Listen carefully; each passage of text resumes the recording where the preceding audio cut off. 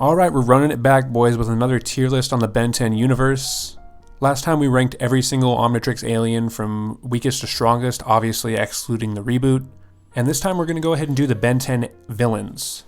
Now, I think we did a pretty good job of going through all of the major villains, but if there's a villain that you wanted to see on this list, definitely comment down below, and we'll do our best to give you a ranking of where they'd be if we see the comment. But obviously we did make that last video, so I want to thank you guys for letting that one pop off. I think as of now it's got like 23,000 views, which is by far the most viewed video on our channel, so I just want to thank you guys for giving us the support there. And if you haven't seen that tier list yet and you're watching this, definitely go watch it after this. And like that tier list, we're just kind of going to go off the cuff. All three of us have seen every single episode of Ben 10, and I think we've done a pretty good job of gathering all the feats for most characters. But obviously, since we're doing it in this format, we might kind of miss some. So if there's any corrections you have for the tier list, definitely let us know in the comments. And I just want to note that the tiers won't be exactly the same as the last tier list. The tiers will be, but where they coincide in the tier list definitely won't be. Where they coincide in the tier list is just a comparison of where the characters are on a certain tier, in comparison to one another. But like last time, I got my friends, the Battledomiest boys ever. We got Battledome Mike. Hey guys. And Battledome Darren. What's up? And we're just going to go ahead and get into the tier lists. You can see it on the screen right here. I think we got like 60 plus characters to rank on this one. And we're starting with one of the most notable characters in the series, obviously. It's Acid Breath. So this guy is one of the earliest villains in the entire series. He's there with Zombozo's crew in the original series. And he's basically just a guy. And all he really has is acid breath, like his name would imply, and a really stupid haircut in Omniverse. I think he's just ugly, bro. But since he is physically just a guy, it's kind of hard to place him. I mean, his acid breath is able to melt through metal. I think it can be projected in the form of liquid and gas. But it definitely wouldn't be a threat to characters like Wrath, as we see when he fights him. Wrath literally sniffs in his acid breath, and it does absolutely no damage. So even when attacked from the inside by it, it can't affect like a middle to high tier alien. He seems like an F tier fighter to me. I mean, like you said, he's pretty much just a regular guy, and even his one power is not that good. I mean, it's about as good as just melting metal, which I guess is pretty decent for somebody in F tier. But I feel like just a normal person in the Ben 10 universe, like for example Grandpa Myaxx or like a trained plumber, I feel like if they got into close quarters with him, they could just take him out before he even has a chance. So I think it'd be pretty appropriate to put him in F tier. What do you guys think? Easily. Even comparing him to the rest of the villains on the list, like, he's like the one guy on the list that Julie could take out without ship. Like, he's probably one of the worst on the list. Julie versus Acid Breath, that's truly a clash of the titans. Yeah. I don't know if there's anybody on the list that we would put below Acid Breath.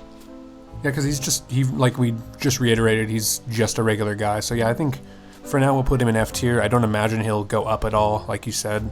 But we'll put him in F tier since he's honestly, when I say regular guy, he's more of just like an incel. Like he's literally just like a sun-deprived human. Average League of Legends player. He's just got halitosis, not even actual acid breath. So we go from the average League of Legends player to the average Smite player. We have Addwaitya.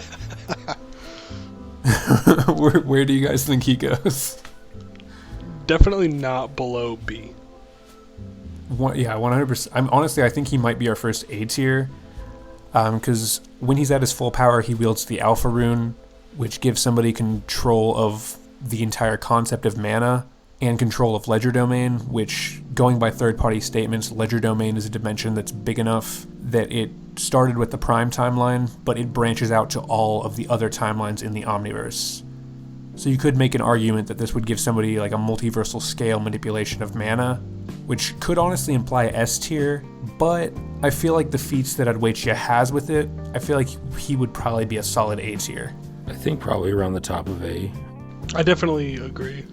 And I use the word feats lightly because Addwaitya really does not have a lot of showings. I think he's in, 2 episodes? Yeah, and I also think he appears in like one Omniverse episode. I know that Charmcaster turns him into a little totem that she keeps in her bag, and he's sort of like a battery for her or something. Yeah, and I think that's when Charmcaster eventually gets control of her own Alpha Rune. So I think that honestly might even speak more to what Addwaitya would be capable of with the Alpha Rune. I remember, I think in UAF, Charmcaster claims that he is the most powerful sorcerer in the universe. That might have been because he had the Alpha Rune at the time. Yeah, exactly. And I think most of what we'll do is kind of rank these characters from when they are villains. And Addwaitya is more of a threat when he does have the Alpha Rune. And he was able to easily defeat Gwen, Charmcaster, and Kevin. And he fought Ultimate Humungosaur pretty well, who we put in an A tier on the previous tier list. I think A is a pretty safe place for Addwaitya. Around the top of A. I don't see him I think that'd be a good place for him. I don't see him tangling with anyone that we're going to put in the S tier, but I don't see him losing till most of this list. So our third placement is kind of a complicated one. It's Albedo. He's probably just another A tier. I mean, obviously he turns into all the same aliens as Ben, with a couple of small exceptions like some of the Ultimates in Omniverse, but I mean, it just would feel wrong to put him anywhere below A. So I feel like he could be a possible S tier, but we never see him access the likes of Ultimate Waybig or Clockwork, so it's hard to give a definitive statement on what he'd be able to do with those aliens. I know that we see other Bens use aliens like Clockwork and Waybig. I know like the Mad Max Ben uses Waybig. Now Ben 23 I think uses Clockwork, or maybe it's just a younger Ben in Alien Force and Ultimate Alien, but we know that he could use those aliens, he just doesn't. And that's kind of where we're coming from with the tier list, is kind of just trying to grade them off of feats that we see, as well as narrative implications and maybe some third-party statements if they're supported by the source material. And we also see that it's stated by Professor Paradox that there is a universe where Albedo tried to use Alien X.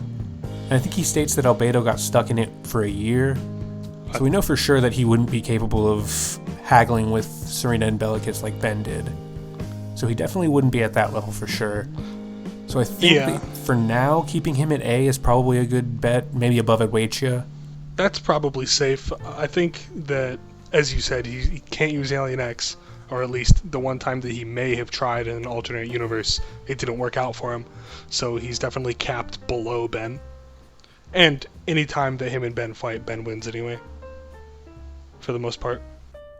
It does feel a little weird considering he does hypothetically have access to all of the aliens Ben does. But as far as what we've seen from Albedo, I think that keeping him in A is probably a good idea. That's what being a subpar Omnitrix user looks like. He's a classic user on our brain cell. I don't even know what the hell that is.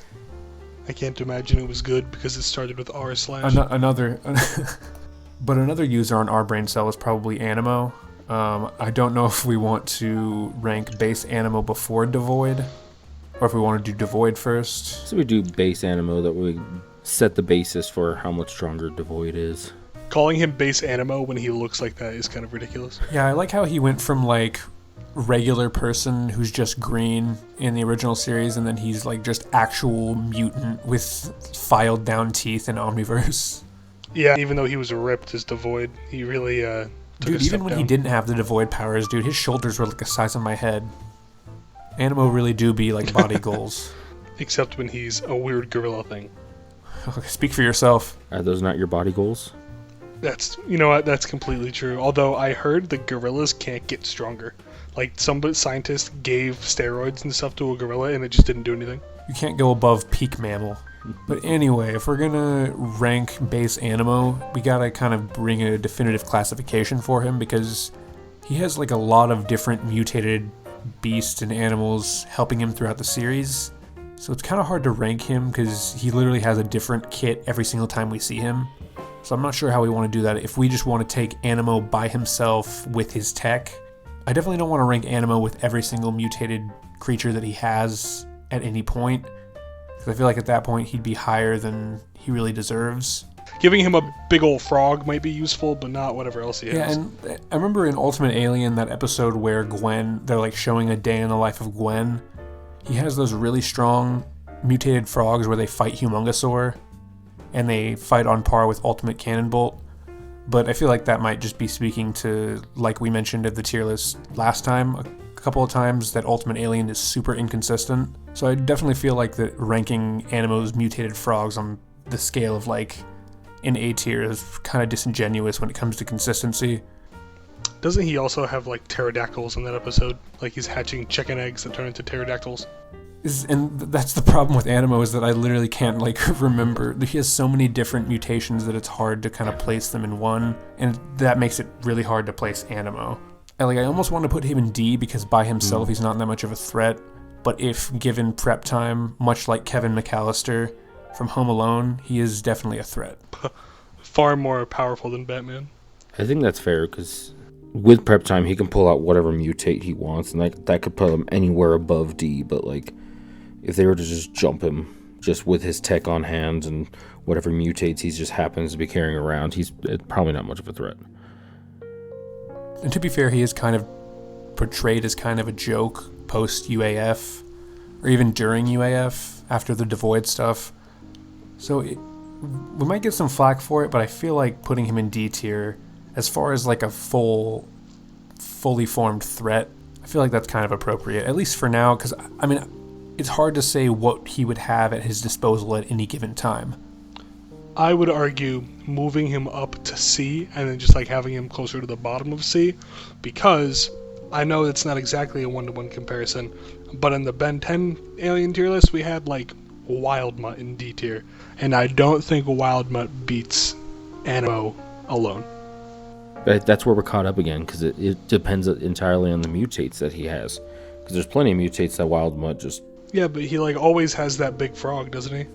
You know, yeah, I feel like I'm kind of with Mike on this. We could probably put him in lower C tier. A lot. I don't feel like there's anyone in like because obviously he is kind of a street level threat, but I don't feel like the likes of Wildmutt or... Ditto. I was going to say Chameleon, because I was literally like blanking on... We literally had this discussion off camera where all of us forgot what Chameleon's name was. But yeah, main point is I feel like that nobody in D tier is going to take out Animo when he's, I don't want to say at his best, but at his kind of like standard form. When he's got the big ass frog. Yeah, big ass frogs really are the ultimate equalizer. Frogs are a pretty high tier life form, so I'm not surprised. But an even higher tier life form, we can go ahead and rank Devoid now, which is basically the Chad Animo. The Virgin Frog Rider versus the Chad Devoid. The Chad Dimension Wall Destroyer. But yeah, that's basically what Devoid is. He's Animo when he's absorbing the power of a drill that's able to destroy the barrier between dimensions, the specific dimensions being the Null Void and the Prime Timeline. And in this form, he's able to overpower Manny with a single hand, Manny being a hybrid Tetramand. He's also able to react to Helen pretty easily while he's restraining Manny, her being a hybrid of Accelerate species, and having faster than sound feats in her own right. I think he was also able to block Chromastone's blasts pretty well. Like, he's pretty ridiculous in that episode, from what I remember. He's very saucy. I can't quite remember if he's gaining power from the drill. I think he is. He's having like the whole denizens of the Null Void power this drill to escape the Null Void, but he himself is also getting power from it. Yeah, exactly. Like, because there's a point where at the beginning of the episode, Brainstorm was matching him pretty well, and then at the closer to the end of the episode, he's able to just completely foderize Brainstorm, and they explain that by saying that Animo, or I guess Devoid at this point, is taking power from the drill. And at that point, he was able to tank being crushed by a giant Humungosaur and overpower him, like while he has no leverage. So at this point, Animo's kind of a beast. Yeah, and then I think they only beat him because Big Chill destroys the drill. Yeah, so that's kind of the point of this Animo, is like if you destroy his power source, then he's pretty much done. But do you think that because I feel like he, in this form, is probably at least B tier, but do you think this is enough to get him into A tier? I think with the drill caveat, I think he's our first entry into B tier, because as long as someone has a way to get around him to the drill, he takes him out. Other than that, he's strong. I'd say probably around the top of B tier. I could get behind that. Yeah, because he seemed to be pretty on par, or even, dare I say, like above Humungosaur in terms of strength, but that was only when he was taking extra power from the drill. So we'll go ahead and put him in B tier for now. Oh, we have a Giga Chad up next. Oh, we got the Chad Antonio boys. Obviously, our first S tier. I mean, in terms of getting hose, he's definitely an S tier. You literally can't spell Antonio without S. If I'm remembering correctly, he fought Humongosaur pretty efficiently. And then lost to Ultimate Humongosaur. Yeah, in the episode, he was able to fight Ultimate Humongosaur, like, weirdly well. But he's going to be the first of one of those, like, 1 to 2 episode characters where it's hard to say how strong he really is. But, while he definitely did get overpowered by Ultimate Humongosaur eventually, the fact that he was able to fight him might honestly, like, put him in A tier, which is a weird thing to say because he barely appears. I think he appears in, like, 2 episodes. I think he's in 1 episode where they actually fight, and then he appears in the 2nd episode to steal Ben's girlfriend. Yeah, he literally steals Esther from Ben, which honestly, that's an A tier move, in my opinion. Does he beat Devoid? I don't want to say yes, because Devoid was like an actual threat for a whole episode, while Antonio was more so just like your sister's boyfriend who's bullying you.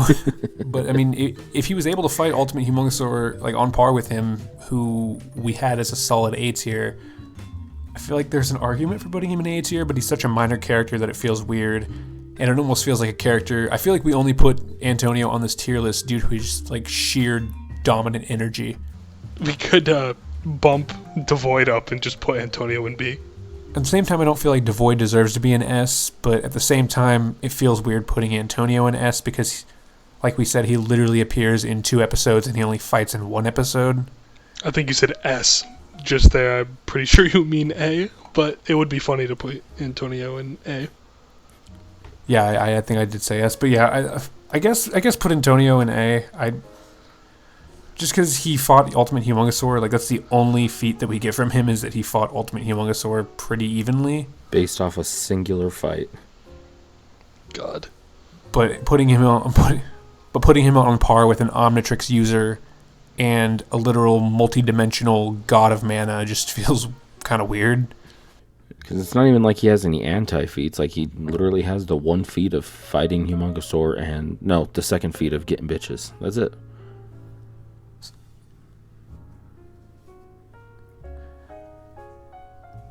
Yeah, I feel like that's fair. We can put him at the very bottom of A tier. I feel like any of the aliens that we put in A tier in the previous tier list would probably take him out. But just being able to fight that Planet Plus level Humongosaur, which I guess we could chalk up to the inconsistency of Ultimate Alien, but since we don't have any other feats from him, it's hard to say that it's inconsistent. Also, Humongosaur does get more feats in Omniverse, so like you could argue it's a weaker Ultimate Humongosaur, but I mean still. So now that we spent way too much time discussing a character that has 2 appearances in the series, we can go ahead and move on to Attea. And I feel like she's a pretty easy C tier above Animo. We mentioned in the last tier list that she basically fodderized Spider Monkey. I think that's kind of the main feat of hand-to-hand combat that she gets. She also fought on par with Kickenhawk, who's Ben's best hand-to-hand fighter. So she weirdly has some of the best hand-to-hand feats in the series. She also kind of, in that one weird harem anime episode of Omniverse, she fights on par with Looma when they're fighting over forearms and bullfrag. Yeah, I think C is probably right where she belongs. I definitely don't think she's on the same level of somebody like Devoid, and I certainly don't think she's below friggin' Animo, so C seems fine. So, I know you said that we probably wouldn't have anybody below Acid Breath, but Billions? He really doesn't have much. I know that he has, like, a dimensional laser that he tries to shoot Diamond Head with that will, like, put him into a different dimension, a different vague dimension. But as far as, like, base Billions, I feel like he's gonna be, like, the bottom of F tier. He's our Walkatrout of this tier list. I'd almost say that the jetpack is more useful than the acid breath. And if he hits Wrath with that thing, doesn't Wrath just get teleported? Whereas Wrath completely no-sold the acid breath? You know, I just hate Billy so much. He's very annoying. But at least he's not ugly like fucking acid breath. I don't know, Billions is not a good-looking man, ugly. In my opinion. He just needs to hit the gym a little bit. Oh, that's what we need to see. We need to see, like, the Devoid version of Billions. Billy Trillions. He was also in Dimension 12 for a really long time, so he's apparently immune to the effects of time, according to Omniverse, which is a weird niche, resistance. So let's see Clockwork versus Billy Billions. No diff win for Billy Billions. I guess we can go ahead and put him above Acid Breath, since he's like a little tiny, ugly Tony Stark. But since Acid Breath is feeling a little lonely on this tier list, we got the Clown Boys, his friends, coming in next. We got Frightwig first. These two have better feats, I feel. Didn't they both tangle with higher tier aliens than Acid Breath ever did? Gotta be at least 4 arms, right? Because they're original series villains. Yeah. Yeah, Frightwig, she's able to... I remember at one point in the original series, she picks up and throws forearms. And she's able to react to baseballs that are thrown by Upgrade, which were able to completely knock out Thumbskull, who's right next to her on the tier list. But I feel like she's definitely above Acid Breath because she at least has some superhuman traits with her hair. But is she above Billy Billions? I think these two are probably our D tier villains. They're at least useful in combat as compared to Billy and Acid Breath. Like I said, they both tangled with 4 arms and all the original aliens, and to the point they could at least hold the aliens back while Zombozo did clown stuff. Does whatever Zombozo does. But yeah, I'd be fine putting them both in D tier. Don't even really need to talk about them that much, other than they're better than Thumbskull and Billy Billions, and vaguely superhuman. Yeah, and Thumbskull was able to tank Acid Breath's Mist, so that automatically puts him above Acid Breath.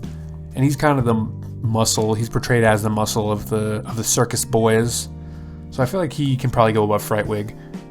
I'm glad you knew her name, because I definitely did not. I don't blame you. Thumbskull, I feel like I would have gotten there. I wouldn't have gotten Frightwig. Zombozo is weirdly good. Yeah, I feel like he's portrayed as really kind of a threat in the first one, mostly because of Ben's fear of clowns. But he also has acid. He has that acid canister that can melt through swamp fire. So I feel like that's a pretty good feat in and of itself. I don't know if he necessarily makes it into C tier. I know he has teleportation, that weird pop that leaves streamers behind. But he doesn't have his fear machine from the original episode that he appears in. That's not standard. So I feel like a lot of the feats that he has from there don't really apply. Do you think he's better than Animo?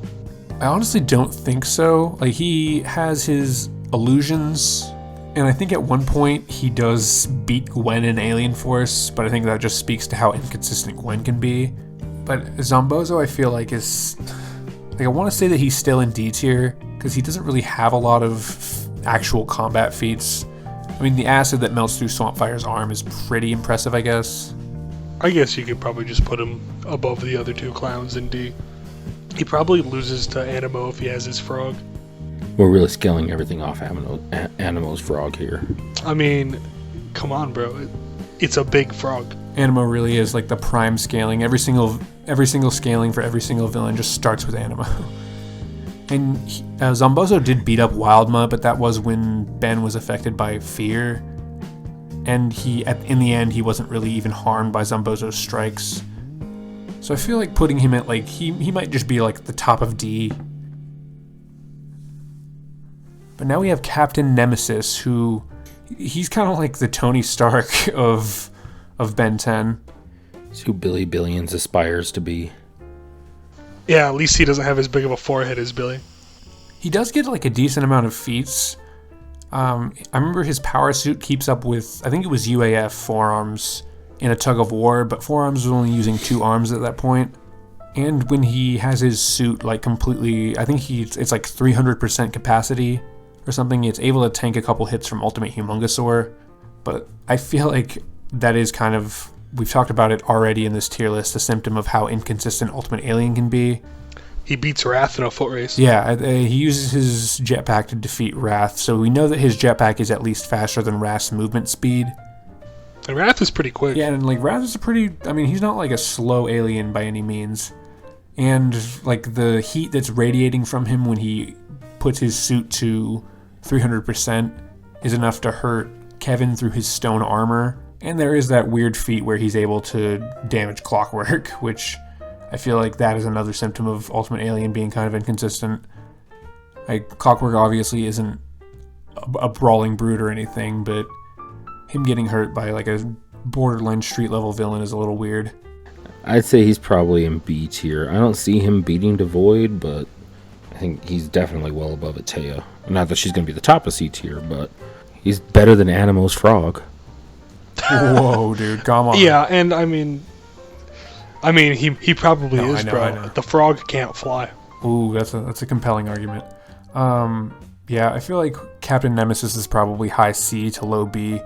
I guess while the tier list is forming out, we can put him in low B. I feel like eventually he might go down to C, but I guess we'll see as we go. But our next ranking is Charles Zenith. Is he the guy from the harem episode? Yes, the second harem episode of Omniverse. There's actually two, if you would believe it. He's like I don't know if he's a reality manipulating. I don't think he manipulates reality, but he's like a kind of weird cosmic entity that hosts a game show. Steve Harvey from outer space. His main ability, I think, is like teleportation and manipulation of space, but he doesn't really get a lot of showings from that episode, if I remember correctly. He can read minds, and he can teleport people to a different location against their will while he isn't even in that location, so he has some kind of form of cosmic awareness, I feel like. Does he have any physicals to speak of? Not that we know of. I know that he's able to force Ben out of an Omnitrix transformation. I can't remember which transformation it was, and I don't know if it would work on every transformation, but he's definitely implied to be like a higher tier threat. I think he ends up getting beaten by Pesky Dust, which we got kind of crucified in the comments for putting Pesky Dust so low in the last tier list. Guys, but Pesky Dust sucks. I'll say it with my whole chest. He sucks. To be fair, we didn't mention the dream manipulation, but I think it's just because Pesky Dust is such like an inconsequential alien. I think that's why we put him so low. But Charles Zenith is kind of hard to place, I feel like. I don't know where I would even put him. Because like you said, he has no physical traits to speak of, but he has the cosmic power to make... I mean, I think even Attea was in that game show. So he has the power to make Attea do things against her will. Usually only Bullfrag is capable of that. No.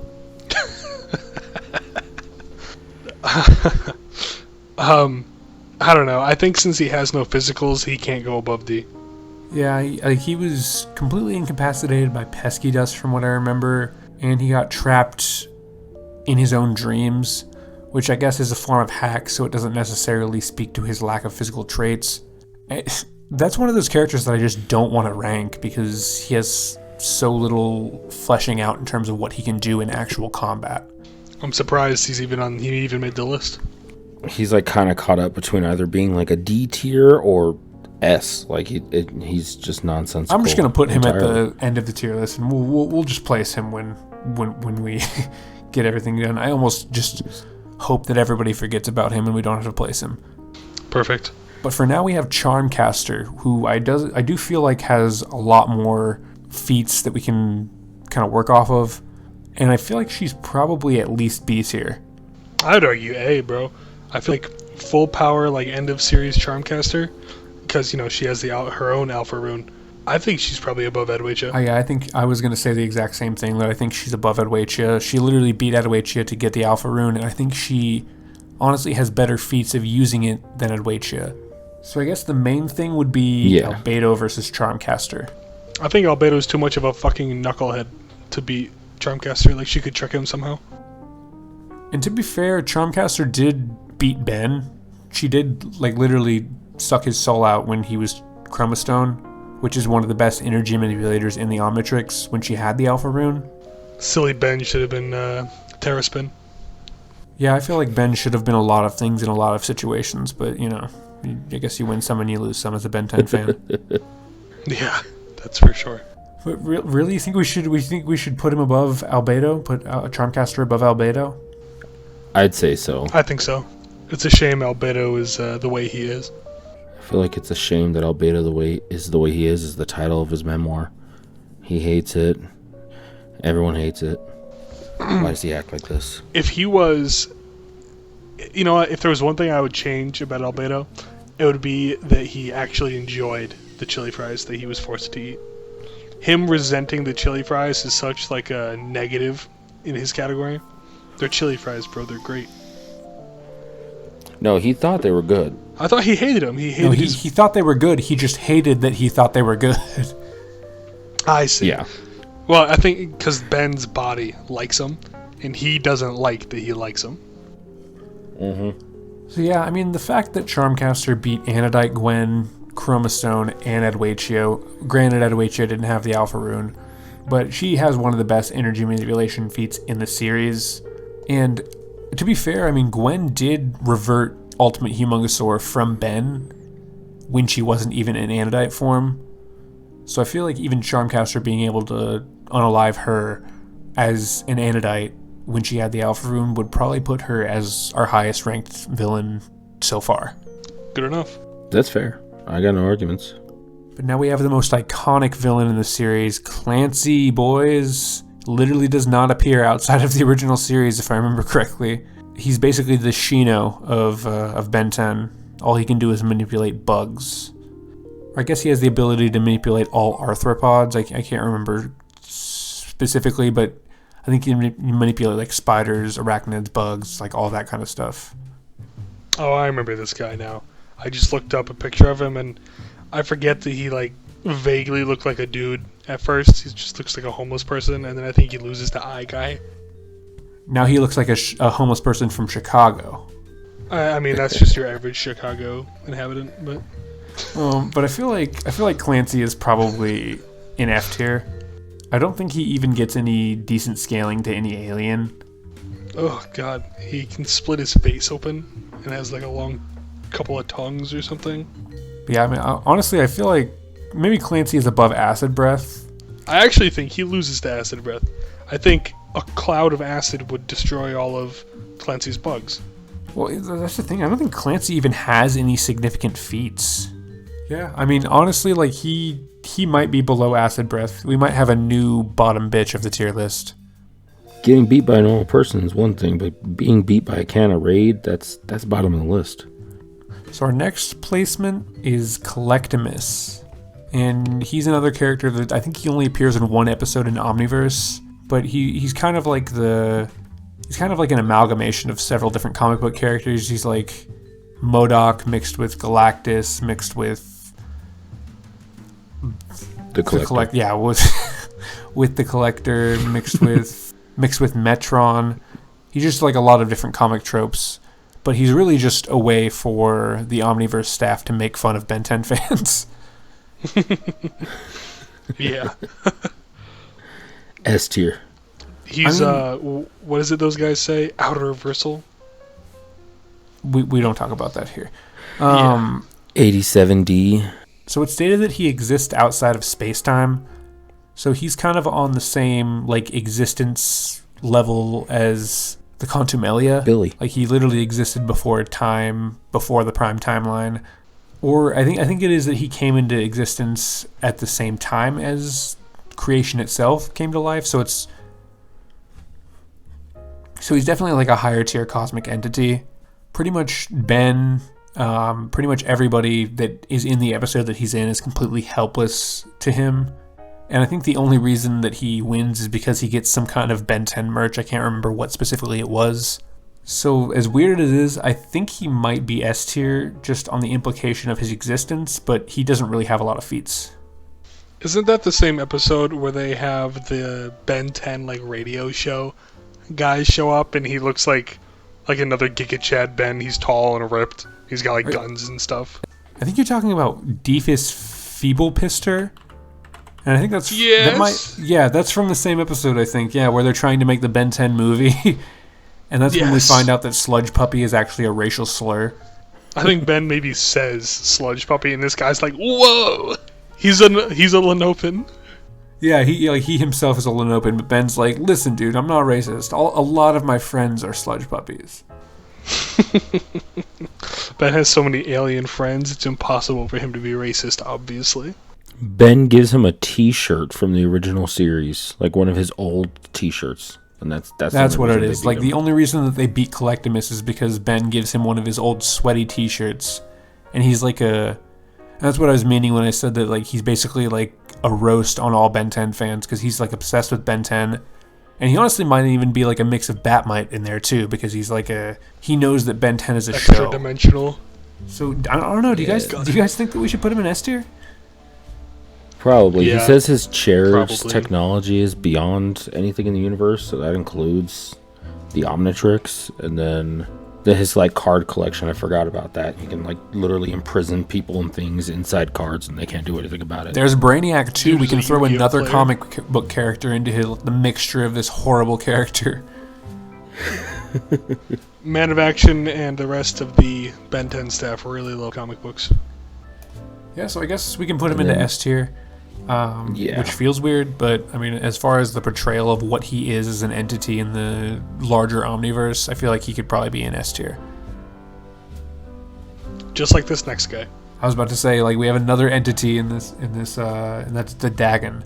And we know for sure that he's above Charmcaster, because the whole reason that Charmcaster seized the Alpha Rune was so she could summon the Dagon to bring her dad back from the dead.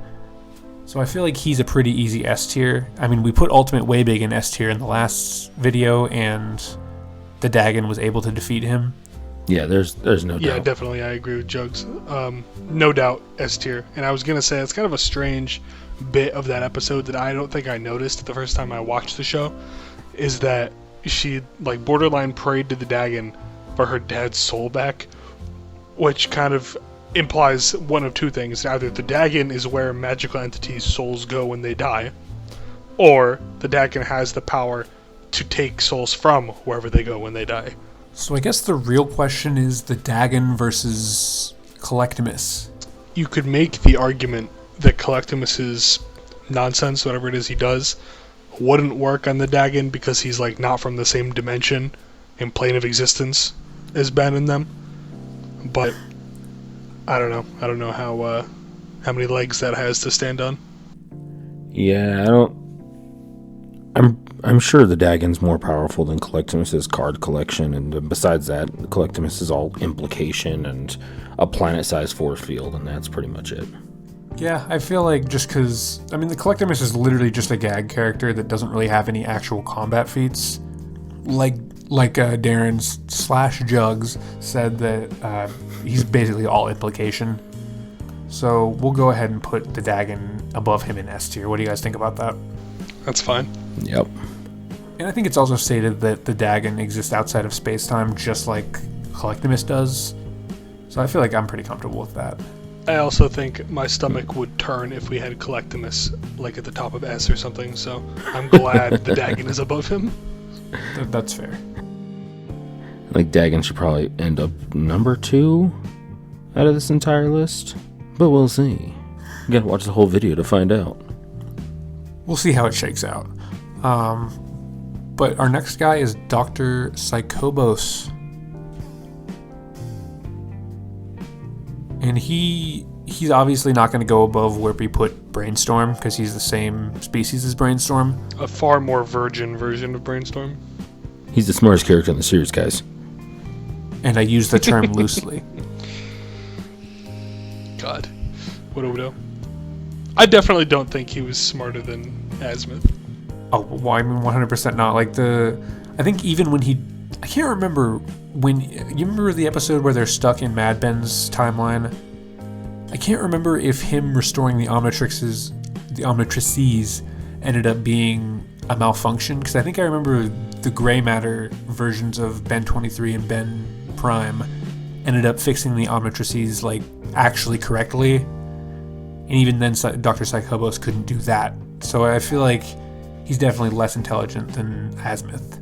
Dr. Psychobos doesn't really have a lot of combat feats from what I remember. He has the same abilities as Brainstorm, but he never really gets the ability or the chance to use them as well as Brainstorm does.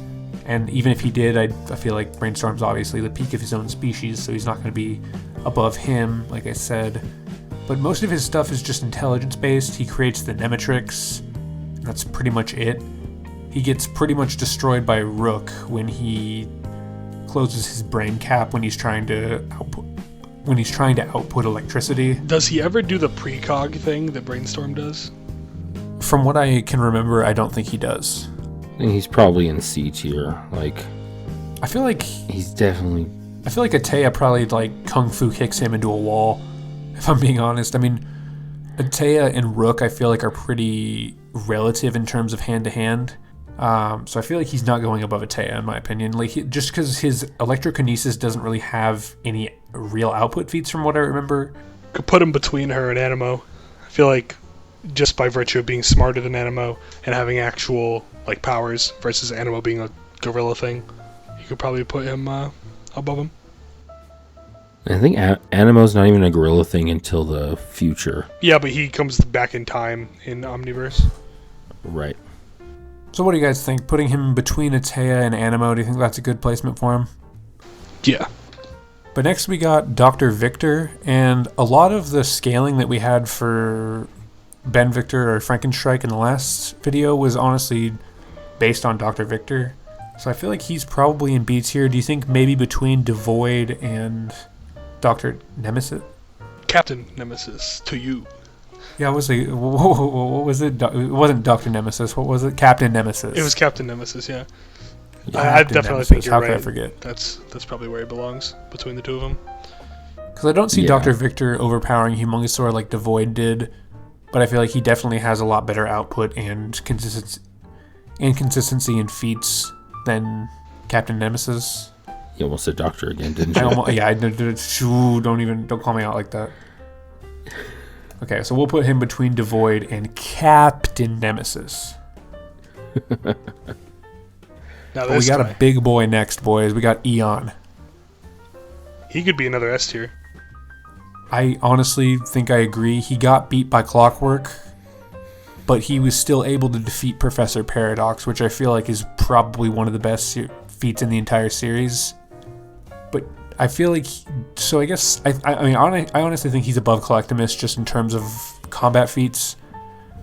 Eon does get completely disintegrated by a Chronosapien Time Bomb, and he gets defeated by Clockwork, like I said.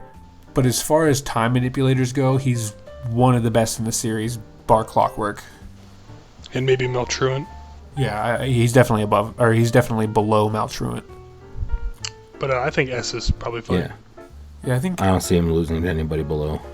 I think S tier. Do you think he's above the Dagon? Because I feel like that's definitely arguable. I don't think he's above the Dagon. I feel like he's the type of character that I could very easily see losing to the Dagon, just like getting vaporized or something before he can do anything. Yeah, he defeated Waybig, which is definitely a good feat. He defeated Paradox, which is one of the best feats in the entire series. He has the speed to react to Ultimate Ben's Accelerate.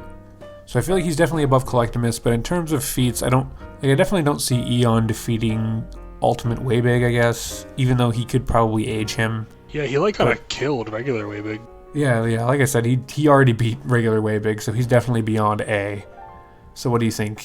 Between the Dagon and Collectimus? Yeah. Like Collectimus should sit at the bottom of S. Because he's all implied. Mm-hmm. Alright, so I'll put Eon in S. Even though he was defeated by Clockwork, he still clashed with his Time Beam, so I feel like that's a pretty good place for Eon. But speaking of the Dagon, next is the Esoterica, which are a group of characters. They're not a single character. They don't really have many feats. I remember one of them, I think, defeated either Big Chill or Ultimate Big Chill. I can't remember which one it was. It might have been regular Big Chill, and then he went Ultimate as a response. Yeah, and the Esoterica were also able to jump between dimensions, so they got a little mini Kamui going on, and they're definitely superhuman in terms of stats at least. And like just scaling them as like a whole, with the like zombie takeover kind of thing that they have going on, it's like a major world threat. Like that's a world-ending event if the Esoterica are out of control. So do you think they would be above Attea? As like a group, definitely. I guess the question is, do you think a single Esoterica could beat Attea? No, but like 2 could. Okay, because I feel like this tier list is like we're just taking a single Esoterica as their power. So what do you think? Do you think maybe above Dr. Psychobos, below Attea? I think that's fair. Yeah, they got kind of fodderized a lot in the episode just based on sheer number that the heroes had to take out. But whenever one of them did do something good, they're pretty good. They're pretty skilled. A name for that trope, the conservation of ninjutsu. Like, it's like in the Matrix where there's one Smith, he's like almost equal to Neo. But when there's 100 Smiths, they all die in one hit. The Esoterica Shadow Clones. There we go. As we literally saw. See, I mean, the Esoterica are fodder, but they're like fodder for the final fight of Ultimate Alien. And they're definitely superhuman, like I said, and their main power is jumping between dimensions, but I don't feel like that's going to save them from like somebody who one-shotted Spider Monkey. If she lands a single hit when they're in this dimension, he's done. So speaking of fodder, we're moving to Exoskull. And he's like a jobber to the stars, basically. Like he's like decently strong. I remember he does fight on par with Wrath, if I remember correctly. But Wrath is definitely proves to be, I think he like throws him by the horn with a single hand. But he was also fighting with 4 arms and was able to fight on par with Tekadon battle mechs, so I feel like he's definitely above C tier. You can just put him at the bottom of B. Yeah, I feel like that's pretty good. I feel like So I guess our question is Exoskull versus Captain Nemesis. Captain Nemesis. I think Captain Nemesis could beat him. I think Exoskull is like too stupid, and that would play against him. Like, I know Wrath is dumb, but at least when Wrath is fighting, he seems to be a little smarter. I just feel like Exoskull, plus his weird anatomy, he could lose to Captain Nemesis. And to be fair, Exoskull does have kind of a lack of resistance to electricity. And I know we don't do these tier lists as a versus, but I feel like Captain Nemesis probably takes out Exoskull in like a prolonged fight. Alright, so we got Subdora next, and I mean, she fights feedback and overwhelms him, so she's definitely an A tier, right guys? Oh, of course. Yeah. All right. Well, I guess we'll put her in S tier above the Dagon. Am I right, boys? I think you mean like make an Alien X tier and put her in it. So she's definitely, I think, below Exoskull. She's definitely portrayed as physically inferior to him, and I think that makes sense considering she's the same species as Chameleon. I literally cannot remember this fucking character's name for my life. I almost said Overkill. Chameleon, yeah, we'll just call him Overkill. I think at one point she does break away Exoskull's armor with her teeth or her claws or something, and she was able to fight Esther pretty well. So I feel like, but I don't know if we can put her above Chameleon because we put Chameleon in D tier. So do you think maybe she just goes above Zombozo? Yeah. She's definitely got more skill than Chameleon, or Ben has as Chameleon, but she's got nothing going for her besides that. We also only see Chameleon like a handful of times, and we actually see her like more often than you would expect. Yeah, I'll go ahead and put her at like the top of D tier for what we have right now. And our next... If they can't beat the Frog, they can't be in C tier. True. That's fair. Frog is definitely the definitive cutoff for C tier. The Frog might actually eat her, so... But what do we think of Fistrick, boys? And you gotta take your bias away. I know we love Fistrick around here. Hard not to.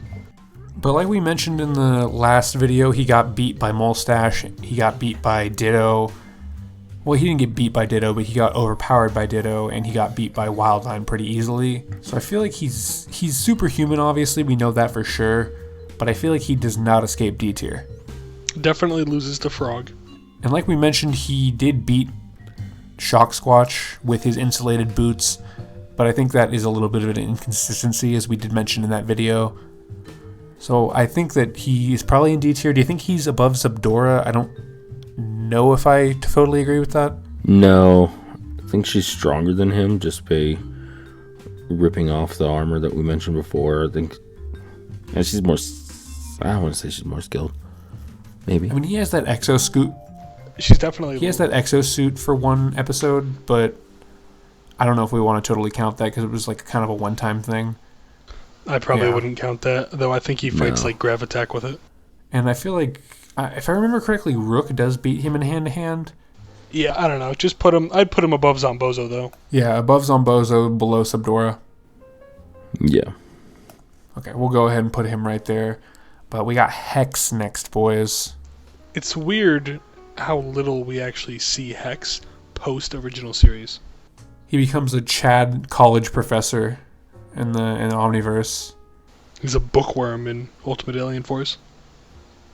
But yeah, like you said, we don't really see much from Hex. And a lot of what we see, he's amped by outside sorcery that he doesn't have access to. Like, I remember he has his book, and then he has the Charms of Bezel at one point, which get destroyed. When he has the book, he's able to overpower forearms, if I remember correctly. But outside of, like, third-party amps, I don't really remember much that Hex does that's super impressive outside of just, like, vague sorcery. Do you think he's above C? I don't know if he is, honestly, because, I mean, I do remember a point where Gwen, I think it's Gwen, like, throws rocks at his face or something and ends up doing a pretty good amount of damage. Like, he seems like he's a pretty regular dude outside of his sorcery. I'm pretty sure he admits that to Gwen at one point, that he's nowhere near as powerful as, like, her Charmcaster, but he knows more than they do. That's what's important. Yeah, do you think he beats Psychobos? He does shield himself from attacks from forearms at one point in the original series, though, so that's not the strongest form of forearms. Still definitely impressive since he has force fields that can block forearms as strikes in the original series. And he was able to protect himself from... Do you remember when Heat Blast gets hit by the Fountain of Youth? Oh, yes, we had to deal with Baby Heat Blast. Yeah, and he has his Supernova level tantrum. Hex was able to protect himself from that. So I feel like, honestly, that might keep him out of C tier. And that was without any amps. You could just put him at the bottom of B. Do you think he's below Exoskull? I think Exoskull just, like, runs at him. Or just, like, shoots his laser at him? Yeah, I can see an argument for over Exoskull just by outsmarting him, but I'm pretty sure Exoskull will just stomp him out before Hex could even do anything around him. He does have his telekinesis, which Exoskull might have trouble with, but yeah, I feel like we could probably put him below Exoskull for right now. But somebody I do think is above Exoskull is probably the Highbreed boys. I love Highbreeds. I think they're a super cool faction. I think their design is cool. We meet Rhynie in that one episode, and he's a really good character.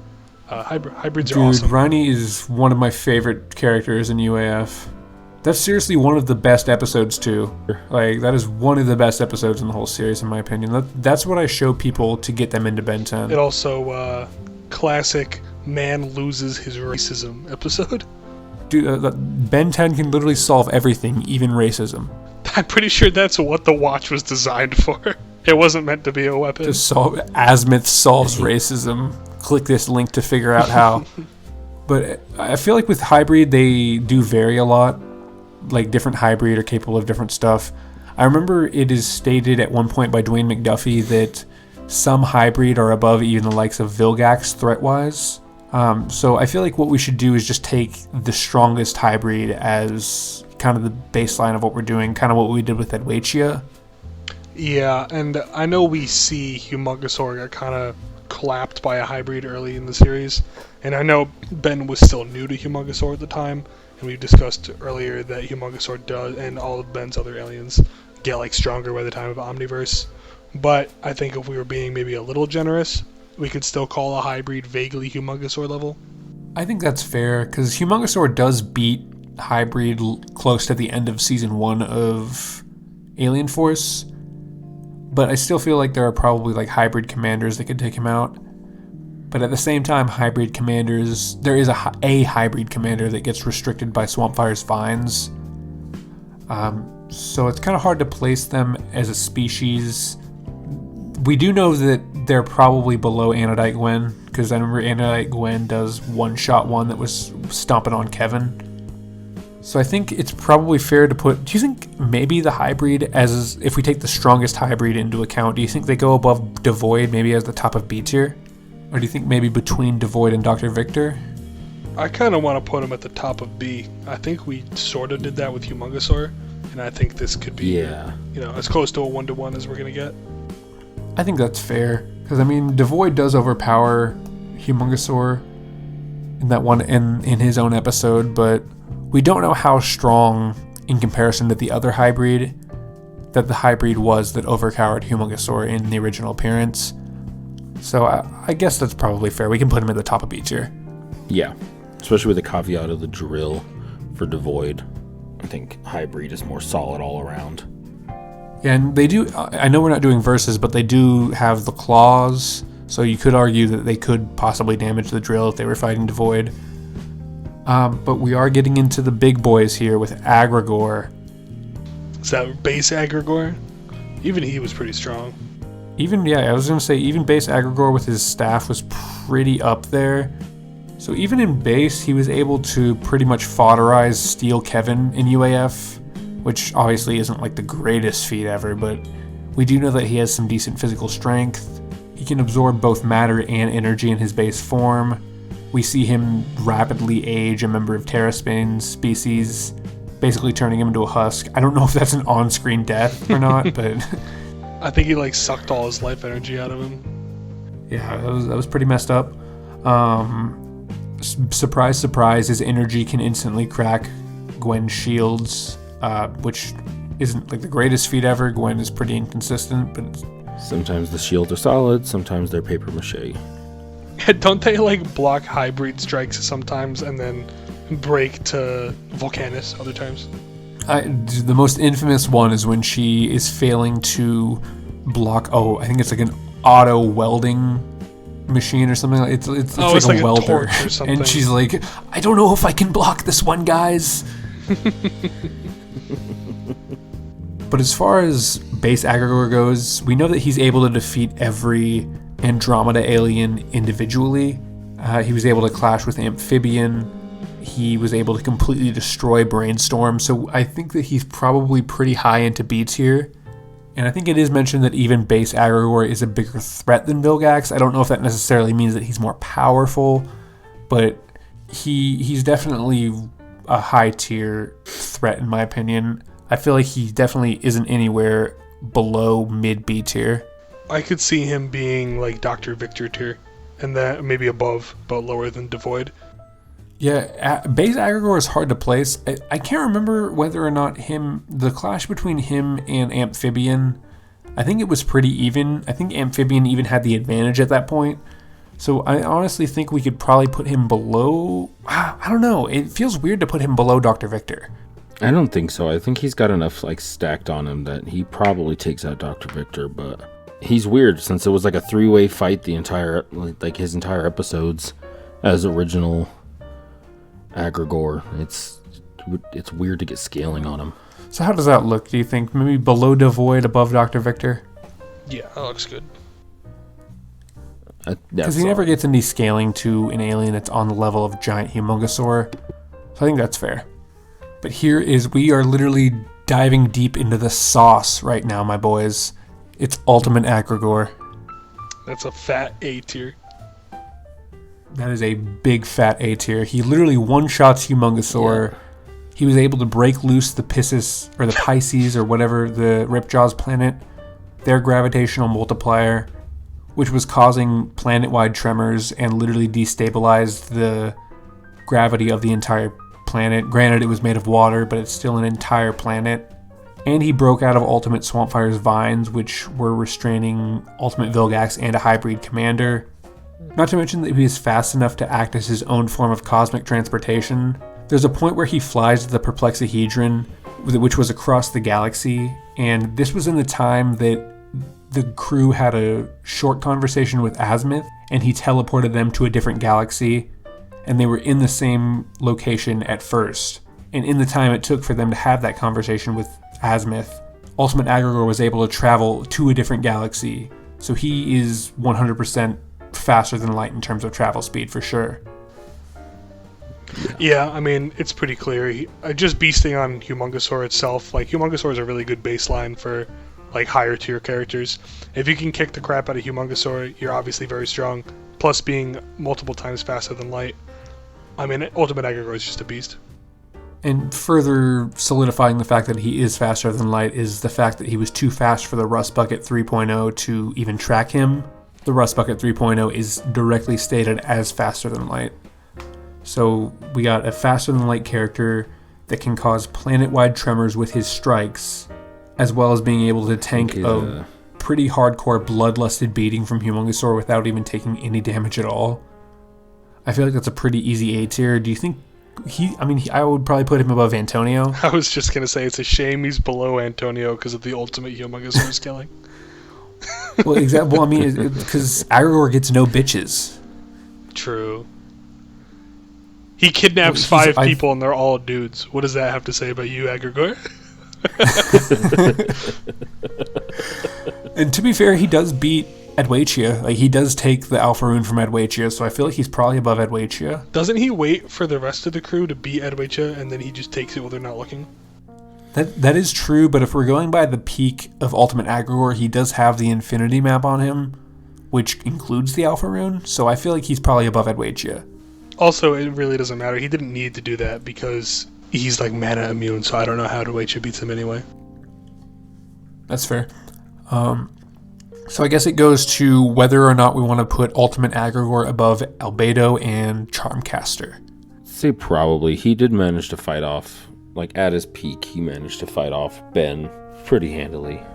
Yeah, I feel like Albedo always feels weird because I know that he should be stronger because he's literally Ben. But I definitely feel like it would be strange to put Ultimate Aggregor below Charmcaster. That's fair. I mean, because, like I thing. said, the peak of Ultimate Aggregor, he had the Infinity map, which includes the Alpha Rune, which is where Charmcaster reaches her peak. So we'll go ahead and put Ultimate Aggregor above Charmcaster. Top of A tier. Not to break sequence too much, but I think since we just talked about Aggregor a bunch, we should probably just do Ultimate Kevin, like the one that literally absorbed Ultimate Aggregor. Get out of my head, because I was literally thinking the exact same thing, my dude. Okay, yeah, let's do that. Because Ultimate Kevin is literally Ultimate Aggregor with hat, to coin a phrase from the last tier list. Of, who was it? Ultimate Arctiguana? Yeah, Ultimate Arctiguana is Arctiguana with hat. We forgot to point out he also has a Fu Manchu. No, I think I actually said that, but I cut it out of the video because I was worried that people would get offended by the term Fu Manchu. That's literally what the facial hair is called, bro. That's like getting upset you called a hair a mullet. Dude, hey, listen, I was just being careful. Careful. They changed Shang-Chi's entire backstory because of Fu Manchu. Really? No, see, listen, I'm the only standards and practices that Battledome has. I guess maybe you're gonna have to cut this part out, dude. No, I'm keeping it, boys. It's okay. If someone needs to be canceled, we're taking a stand here. We're taking a stand, the baby. only thing stopping Battledome from being internet racists. No, we're taking a stand here. I'm tired of being oppressed. Fu Manchu is not racist. I'm putting my foot down. Alright, so we got Ultimate Kevin, boys. This is one of the strongest villains in the series. I mean, by definition, he's stronger than Ultimate Aggregor. Yeah, like, and a lot of the same feats. He can, even without absorbing Ultimate Aggregor's powers, when he had just absorbed the Ultimatrix, he completely destroyed Ultimate Aggregor without even trying. He also gets similar feats, too, of just like galaxy crossing, so obviously multiple times faster than light. He beats the crap out of several of Ben's aliens, even some of their ultimate forms.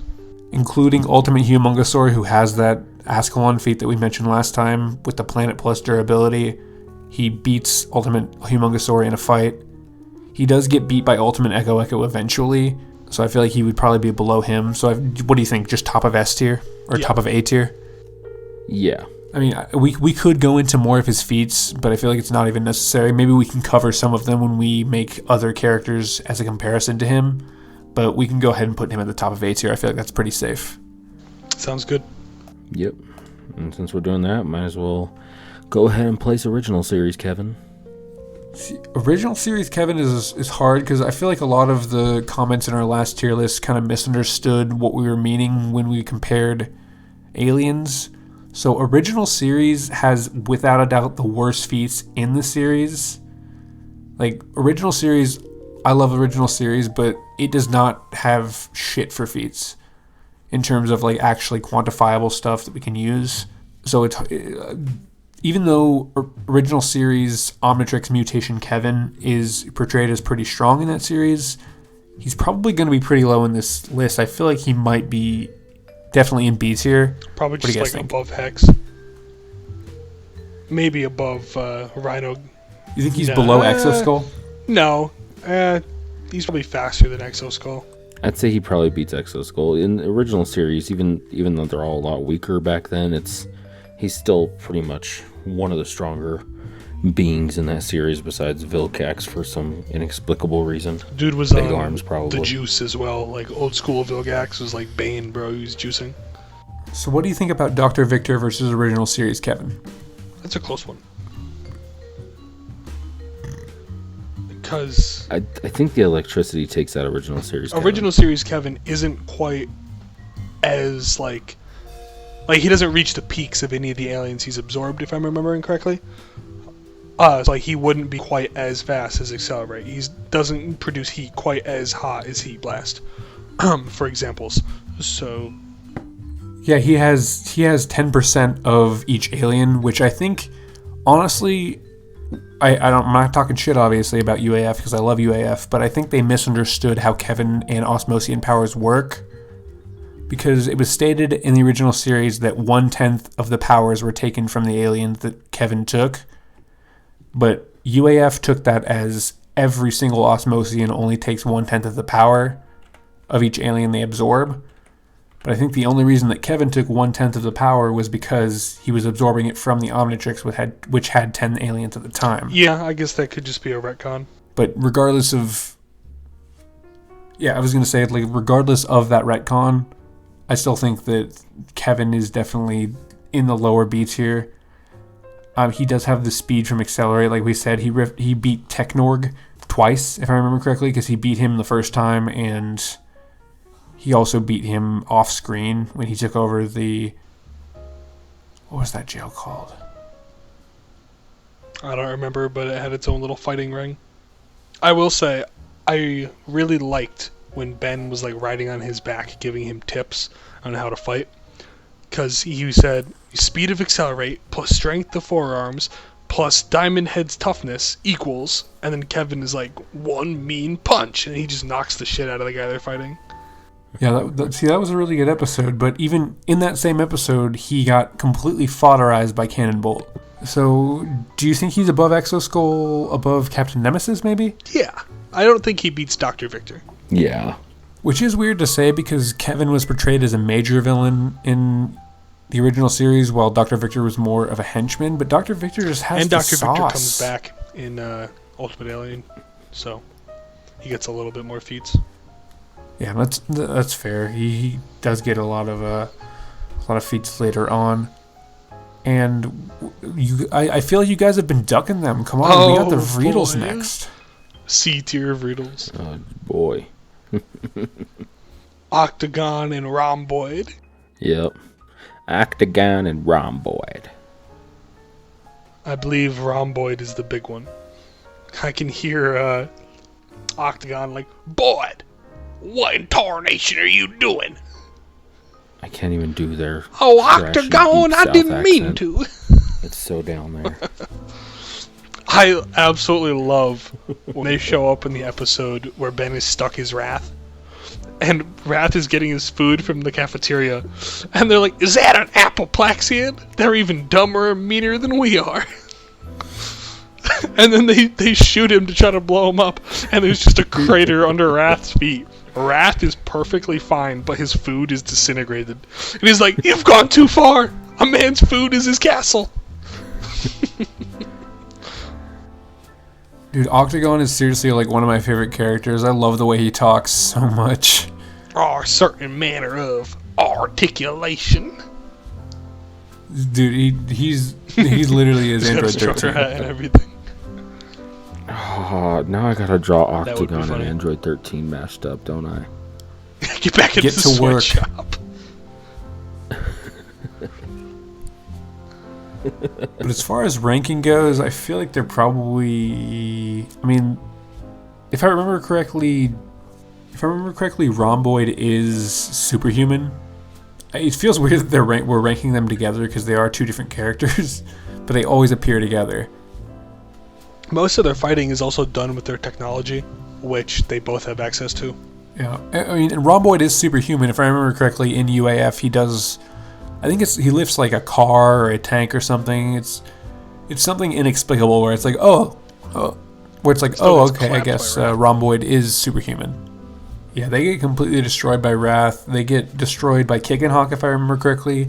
I'm pretty sure any Dear alien Grable that Brothers. Ben transforms into, they get clapped by. But with their tech. I was gonna say D, like I don't want to maybe put them above Zombozo, Thumbskull, below 'cause, like, Zombozo. I just feel like it would be strange for their technology to not have higher output than what Zombozo uses. They do steal that nuclear fusion grenade, but I feel like that's just I'd say a above circumstance. So Zombozo. you think maybe just between whatever. Zombozo and Thumbskull, That's above Zombozo? Do you think? I'd say so, but they probably lose to Fistrick and Subdora. I think that's fair. Just because Zombozo doesn't really, like we mentioned, he doesn't really get that many combat feats, Who's this next? and when he guy? does, it's pretty circumstantial. So next the Captain next guy Kangaroo.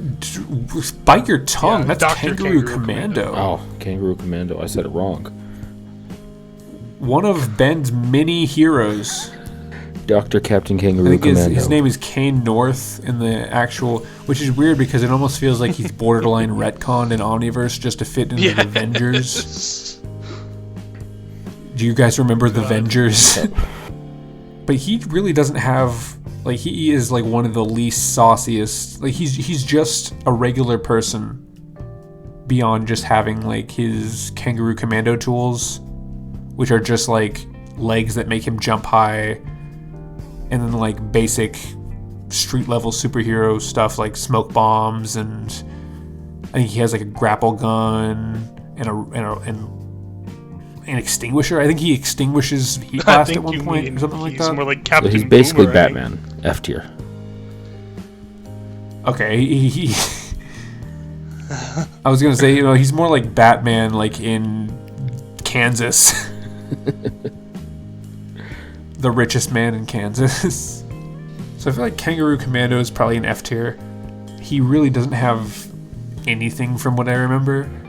Like, in terms of like actual scaling, I don't think he has any significant scaling, at least, to any of Ben's aliens. He got his suit upgraded by Billy Billions. Yeah, below Billy Billions. So At least below the other Bill- guys in F tier I honestly do have things. no idea where to put Kangaroo Like Commando. they have acid breath, laser guns. They can, even that guy whose name I've already forgotten, can summon swarms of locusts to like devour you or something. What does Kangaroo Commando do? Like, all I can remember is his like spring-loaded legs. So I guess just put him in the bottom of F tier. Yeah. It's also important to point out that Cain, which is Kangaroo Commando, him and his brother are literally named Cain and Abel, like from the Bible for some reason. So we got Khyber next, boys, and he's definitely easily B tier. He beats Wrath in a fight, from what I remember. Oh yeah. They get in a classic Looney Tunes brawl, and then Khyber beats him with a Hephaestus Neurogrip, which is like a nerve strike. The whooshy finger hold. I'm pretty sure it's literally a reference to like Spock's weird fucking nerve hold from Star Trek. The Vulcan nerve Average pinch. Star Trek fan. I don't know why I didn't say that first. Okay, whatever you say.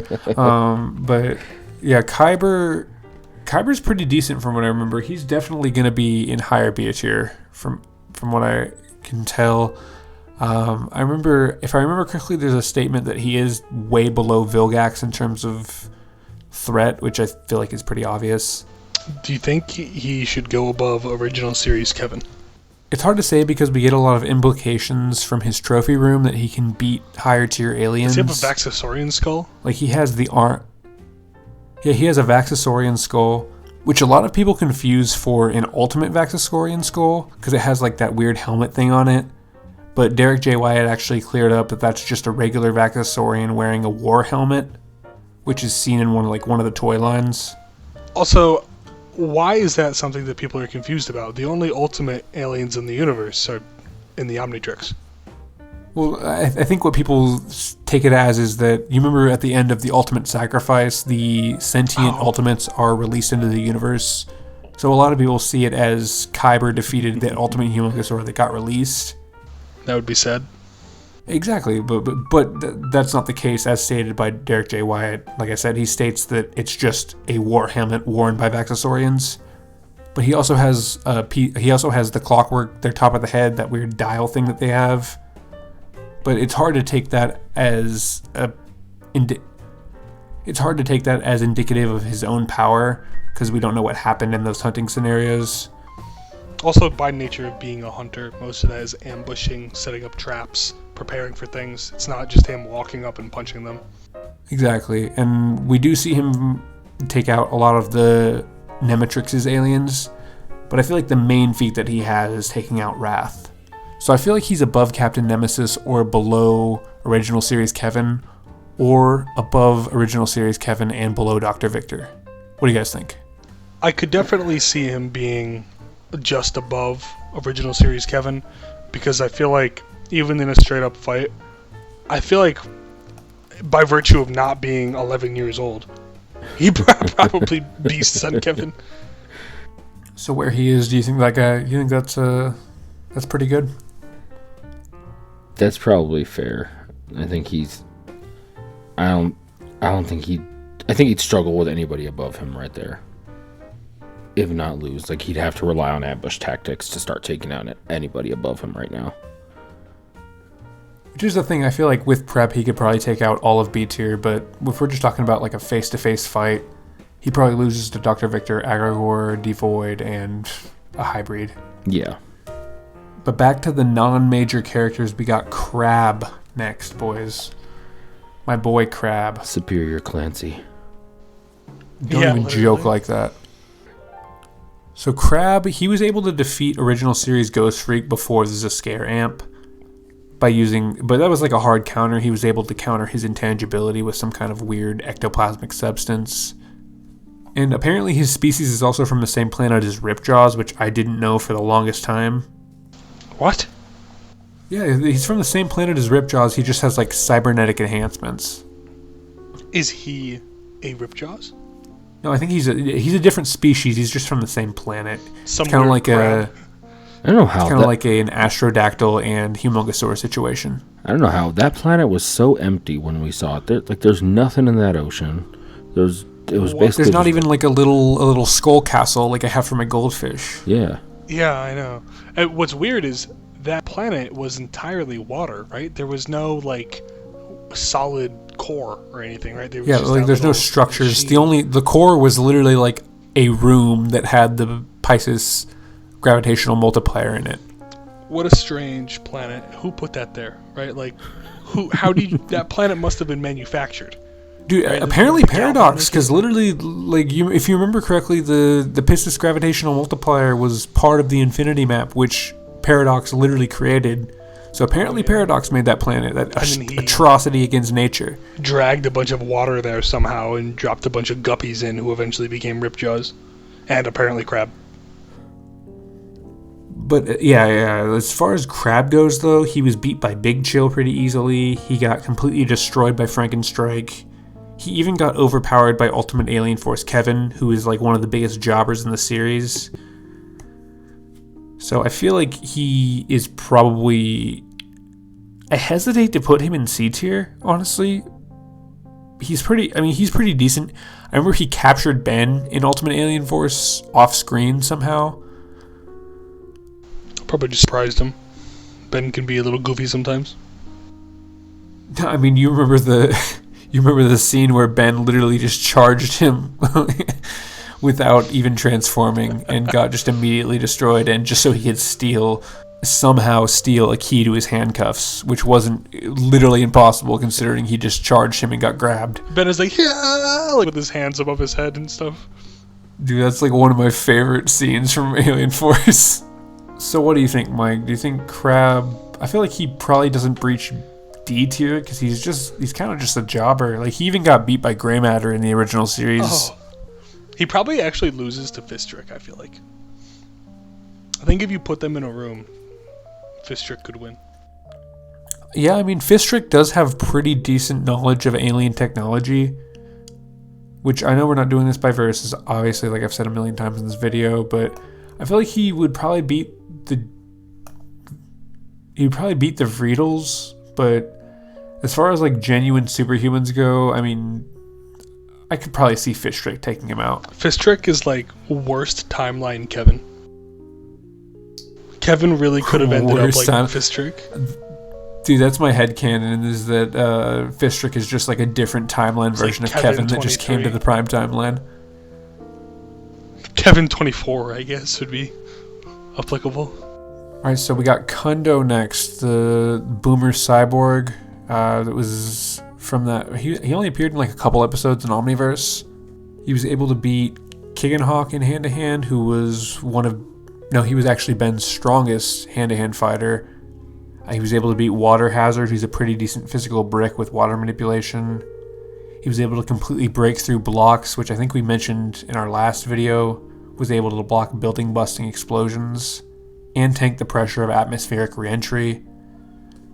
And that was in base before he got boomered by Rook and had to turn into a cyborg. And basically just became like a self-hating cyborg with technopathy. Yeah, I think he's a pretty firm C tier. I almost would even put him above Attea. I mean, yeah, Attea's main thing is hand-to-hand, and considering Kundo was able to completely embarrass Kickenhawk while Attea was fighting on par with Kickenhawk, I feel like he's at least above Attea. And with his cyborg form, he had technopathy that was able to infect an entire plumber base. And he seemed to think he could infect every plumber base in the galaxy. So that's pretty potent technopathy. If he could create a virus that could infect an entire galaxy's worth of tech when directly targeted at the plumber base. I guess you could argue that he was just going through the plumber database and just locating the specific headquarters, but that's still pretty decent range. I don't think the technopathy bumps him up, though. No. Yes, but do you think that keeps him in C tier, or do you think he would bump up to B tier? I would say probably stays in C tier. Yeah, that version of technopathy doesn't really give him too much advantage against like the Omnitrix or any other technology that's above him there. I'd agree with that. I think we should just have him as the final boss of C tier for now. Agreed.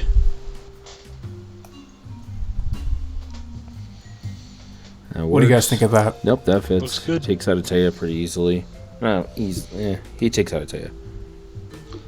Little rock, paper, scissors We'll action. keep him in C tier.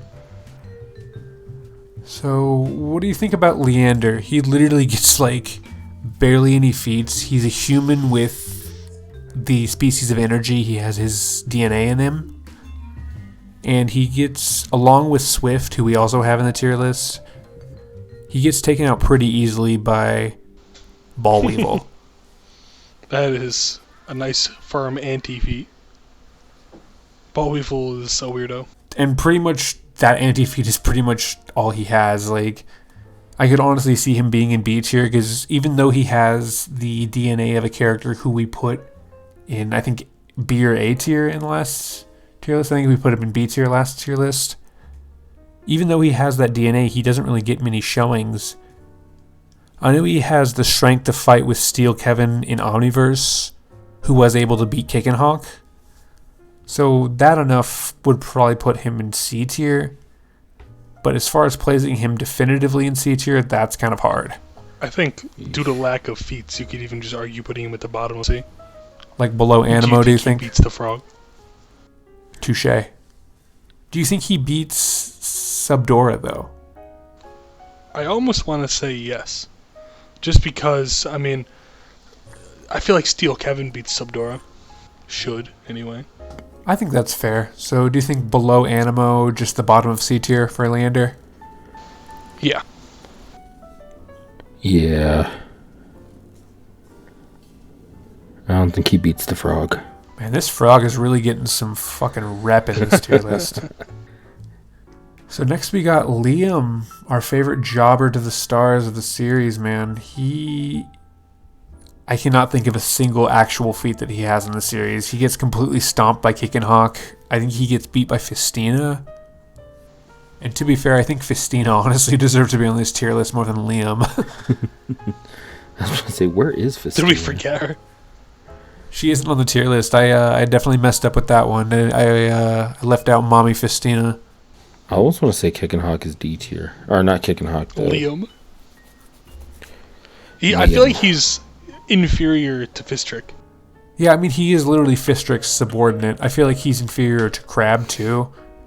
I mean, he's definitively superhuman, which I guess you could say the same about the Vreedles and Thumbskull. But Liam is pretty much just a jobber. Like, it's hard to place him on this tier list because he doesn't really have any feats. Like, this man is made of pure anti-feats. Delicious Kentucky Fried Chicken. He exists only to get dunked on. Do you think he belongs in F? No, I don't think so. No. I don't. He's got combat viability. He can fight. We just don't know if he's any good. I mean, even when he had Humongousaur's strength, he couldn't capture Walker The Trout. one Walker Trout of being too slippery for Humonga Liam. So, I guess Liam versus Frightwig. What do we think? I think he loses to her. Putting him in a fight against anyone, Yeah. it's just instinctual to say that he loses. Man, Liam is just so hard to place, man. Like, I guess just put him below Frightwig because he literally... at least Frightwig has some kind of showcase for her feats, but Liam is literally just there to lose to other people. He's there to look like Kick and Hawk, and that's pretty much He's there to show how much of a Giga Chad Ben's aliens are. Pretty much, yeah. Even when you're jacked as another species, you still lose to Ben's aliens. So we got Looma next. She's actually decent. She is pretty decent. Like, we discussed her a lot in the last tier list because there's a lot of aliens that scale to her. And I feel like she does have a lot of feats that are pretty inconsistent, namely her tagging of Accelerate. I just feel like that's not entirely consistent for what Accelerate is capable of speed-wise. She also has a feat of overpowering Clockwork, which I also feel is a bit of an inconsistency. But she's shown as clearly superior to Shock Squatch in terms of strength. She's able to tank his electricity. I don't remember if she beats Forearms. No, she got beat by Forearms. That's right, and that's why she wants to reproduce with Forearms. Yeah, no, seriously, that's like the basis of the harem episode that we mentioned. Right, it's because I think the win on their planet, marry the men who defeat them. Because, like, the women are strong, but they reproduce with men who are stronger than them to make strong kids. Exactly. She did get overpowered by Wrath, so I feel like she does have a definitive cap at Wrath, who is a B tier, but I feel like Looma definitely makes it to B tier. But it's just a question of where she goes in B tier. I feel like the bottom of B tier loses to her for sure. Do you think the Rhino guy, whose name I'm forgetting, loses to her? I think Captain Nemesis Exoskull versus Looma. Exoskull's more of a jobber than she is. I mean, Exoskull does fight Forearms pretty decently. I can't remember if he does well enough against Forearms to say that he'd be on par with Looma, but Looma was pretty even with Forearms before she got defeated by him. So I guess it'd be Looma versus Captain Nemesis and or Looma versus original series Kevin. I think she takes out Nemesis, but I don't think she can beat original series. Didn't Kevin beat her? No, I mean, in Omniverse, Kevin got completely squashed by her. In original series, like on a flashback, he defeated her. And that's how he got the engine for his car. No, I think that she just agreed to marry Kevin. I don't think there was ever any fight that I'm just surprised she would agree to marry somebody that she didn't have to fight. Yeah, so I feel like the decision is definitely whether she would beat original series Kevin. And I almost feel like she would, But I don't feel like she would defeat Khyber, because Khyber defeated Wrath, so I feel like Khyber is a hard stop. Definitely. Yeah. So I feel like the real conversation is Looma versus original series Kevin. I think he'd overwhelm her with the versatility that he's got. Like, she's shown really good at like hand-to-hand. And like I said, she reacted to Accelerate, who should be faster than Kevin, but I don't know, it just feels like such a weird feat. Like, she just holds out her arm and Accelerate runs into it. And she has that feat against Armadillo as well, where she just laughs off Armadillo. But we mentioned in the last tier list that Armadillo is completely inconsistent in terms of what output he has. So, I mean, I guess I'll just leave it to you guys. I'm not entirely sure how she does against original series Kevin. I feel like she might beat him, but I'll leave it to you guys to kind of break that tie. I think the Accelerate feat has to go with a grain of salt, because like Accelerate is the biggest victim of Ben's undiagnosed ADHD, where he doesn't pay attention a lot and he just kind of runs into stuff. I think Looma beats him. So what do you think, Mike? Do you think that Looma beats original series Kevin? I think that maybe it would be close, but I think that even if you give the Accelerate feat like grain of salt, Kevin is slower than Accelerate.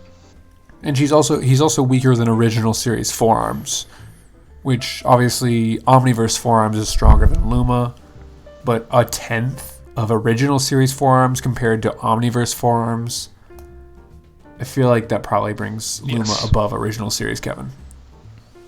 That's fair.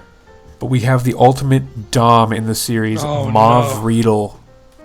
Ma fucking Vriedel. What do you guys think on this character? Because she's portrayed as pretty strong in the verse. Isn't she like scarier than Vilgax? Like Vilgax literally runs away like a little girl when he sees Ma Vriedel.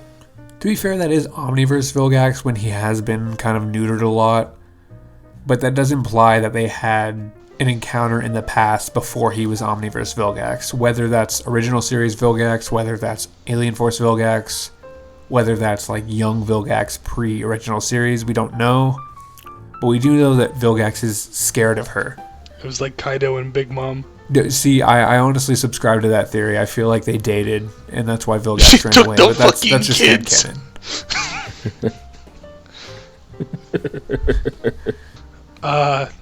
But yeah, she also has access to some pretty ridiculous tech. She was threatening to blow up the sun, so I don't feel like anything below A. Yeah, and I mean, I feel like it's pretty fair to put that as like standard gear, consider she always has her ship.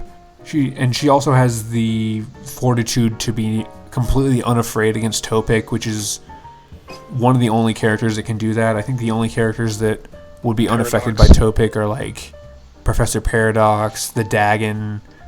Like, there's very few characters that can just no-sell Topic's face. Wildmutt. True, Wildmutt. Wildmutt. S-tier Wildmutt.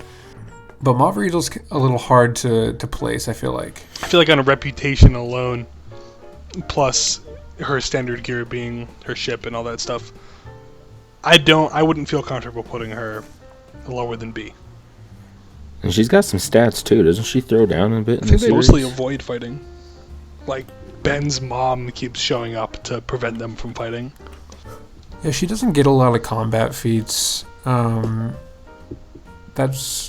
She's a little hard to place. And she was able to take out an entire staff of a plumber base by herself physically, so she definitely has some physicals behind her. And I mean, Vilgax by Omniverse is definitely neutered a lot, but the fact that he was absolutely terrified of her at least brings her to B, plus having her sun-destroying missile, apparently, that's loaded on her ship. Do you think she's enough to get into A tier? I don't know. What should we put her above the Highbreed? Like, would a Highbreed commander lose to, I want to say Big Mom, to Ma Vriedel? It's true. I mean, she basically is Big Mom. I mean, it's hard to say. I mean, like, she doesn't, like I said, she doesn't have that many feats, but what she does have implies that she's like a top tier galactic threat. You could probably The only weakness she has is her relationship with Sandra, who's Ben's mom, S-tier. and having her kids threatened. Like, that's the only time she ever gets beat. The S in Sandra stands for S-tier. Oh, Ben 10's mom is Alien Alien S. X tier. Honestly, I would be fine with putting her just like the bottom of A. Reputation plus tech kind of carrying her. Yeah, I mean, when Vilgax... I'm pretty sure Zs'Skayr... It's stated that Zs'Skayr also fears her. I feel like she's probably, like... We can probably put her in, like, low A. That sounds fine. Can she take out Antonio? Yeah, I was going to say, she might fall for Antonio, bro. She gets bedded by Antonio, I feel like. Have you seen that motorcycle? We'll put her just below Antonio due to lack of combat feats. I'm gonna pop out a few new shapes. Oh, did you ever... I can't remember. Maybe it was Derek J. Wyatt. He said that Ben has a Riddle sample in the watch called Decagon. Decagon, Riddle, the Chad, Decagon Riddle. is 10. We literally made like I think we made a video on TikTok that was going over like unseen Omnitrix transformations, and we included That's Decadon awesome. in that video. A handsome Chad Riddle, bro. Speaking of a Chad version of a certain race, we have Maltruant as our next placement, and I feel like he's an easy S. He defeated Clockwork, so I feel like that easily puts him above Eon. Handedly, no doubt. So the real question is Maltruant versus the Dagon.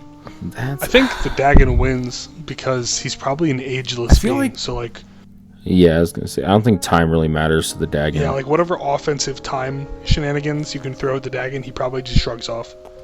And I feel like that Maltruant's fight with Kai and Ben 10K and Gwen 10K kind of just makes him look a lot less impressive. And if you remember correctly, with the Contumelia, and like when Ben and Rook were fighting him on the Contumelia ship, he was just like wailing on Rook, and he was just able to block his strikes with the Proto Tool. So I feel like there are situations where Maltruant isn't totally like the multiversal crazy time manipulator that he is. And granted, that was a situation where he was outside of time space, but the Dagon is stated to exist outside of time itself, so I feel like he kind of exists above any kind of time manipulator. The Dagon, like what, does he disappear into his own realm and then Maltruant chases him and now can't use his powers? Which feels weird because the Dagon is the final villain of Ultimate Alien Force and Maltruant is the final villain of Omniverse, which should kind of feel like that Maltruant is stronger. But when we look at how the characters work, like Dagon literally exists outside of space-time. Looks fine where he is. So it feels weird, but I guess we can keep the tier list as it is right now. But going from one Mal to another, we got Malware. And Malware, I feel like, is easily A. I mean, he beat Waybig. He's straight up just above Waybig after he destroyed Galvan B, which is a moon 6 times the size of our own. He arrived on Galvan Prime. Ben tried to use Waybig to beat him, but he just got completely overwhelmed by Malware.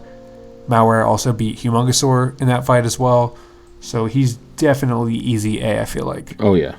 You know who he loses to, bro? Fucking Vampire.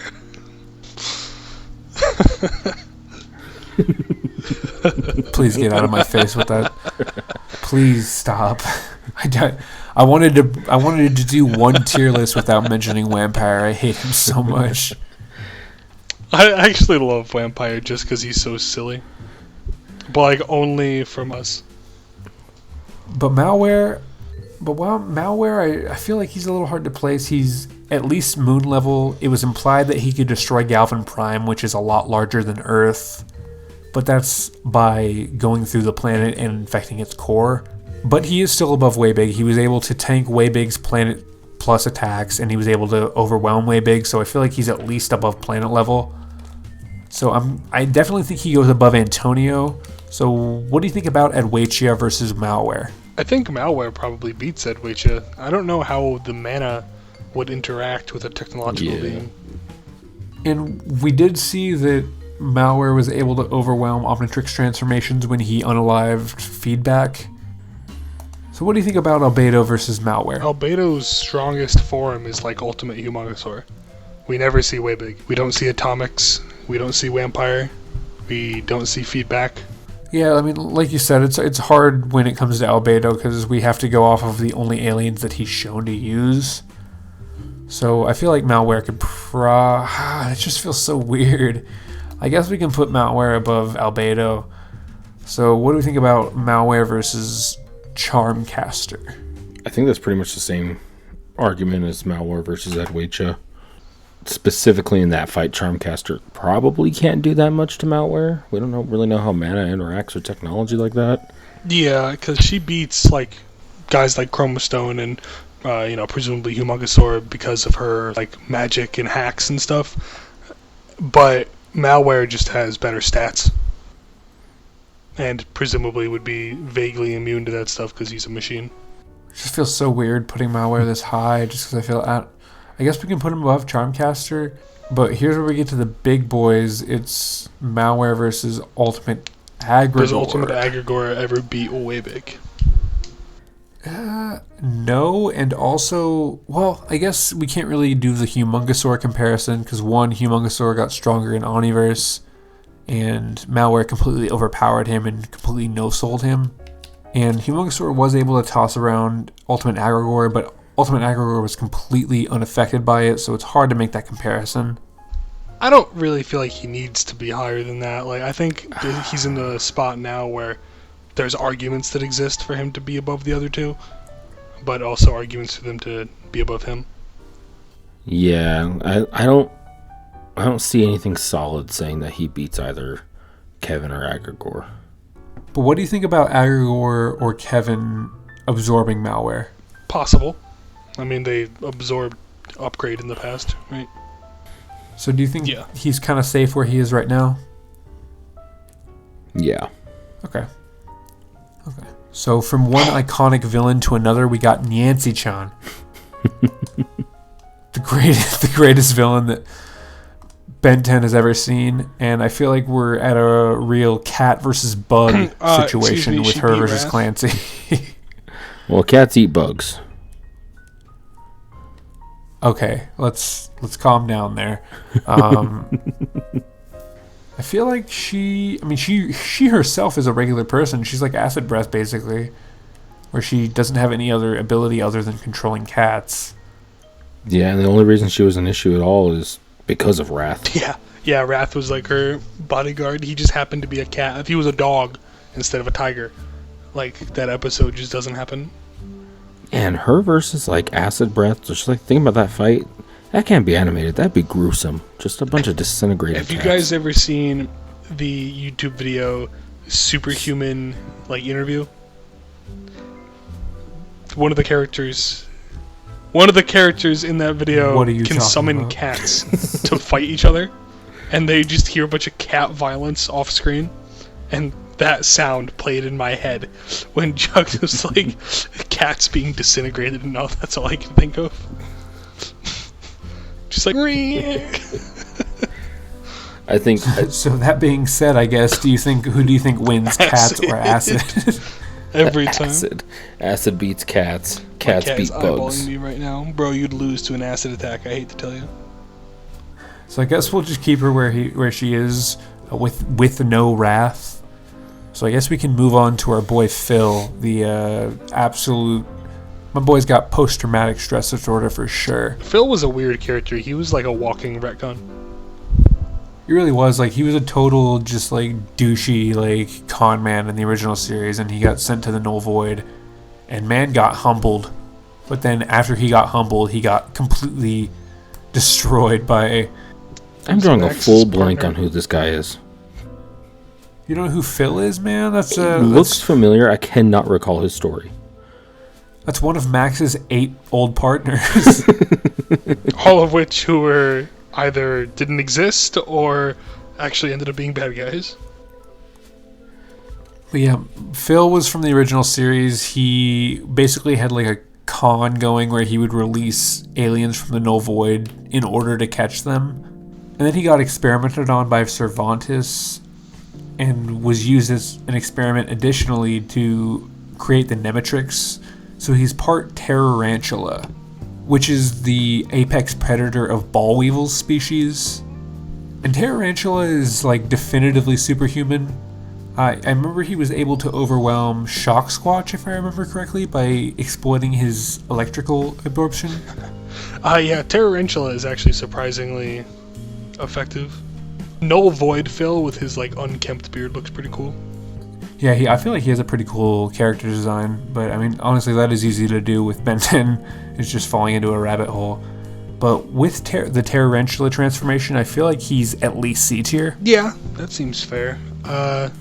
Do you think he would lose to Attea? That's definitely a question, because I feel like in order to answer that question, we have to kind of go to, would he lose to Spider Monkey? Because Tarantula does have its own webs as well. Yeah. And they're like electrified webs as well. And they're able to absorb energy, redirect it. They have teeth that are strong enough to crush metal. So I feel like Phil could probably go above the Esoterica, maybe above Attea, but I don't feel like they go above Kundo. Yeah, that's probably okay. So you think above Attea, below Kundo?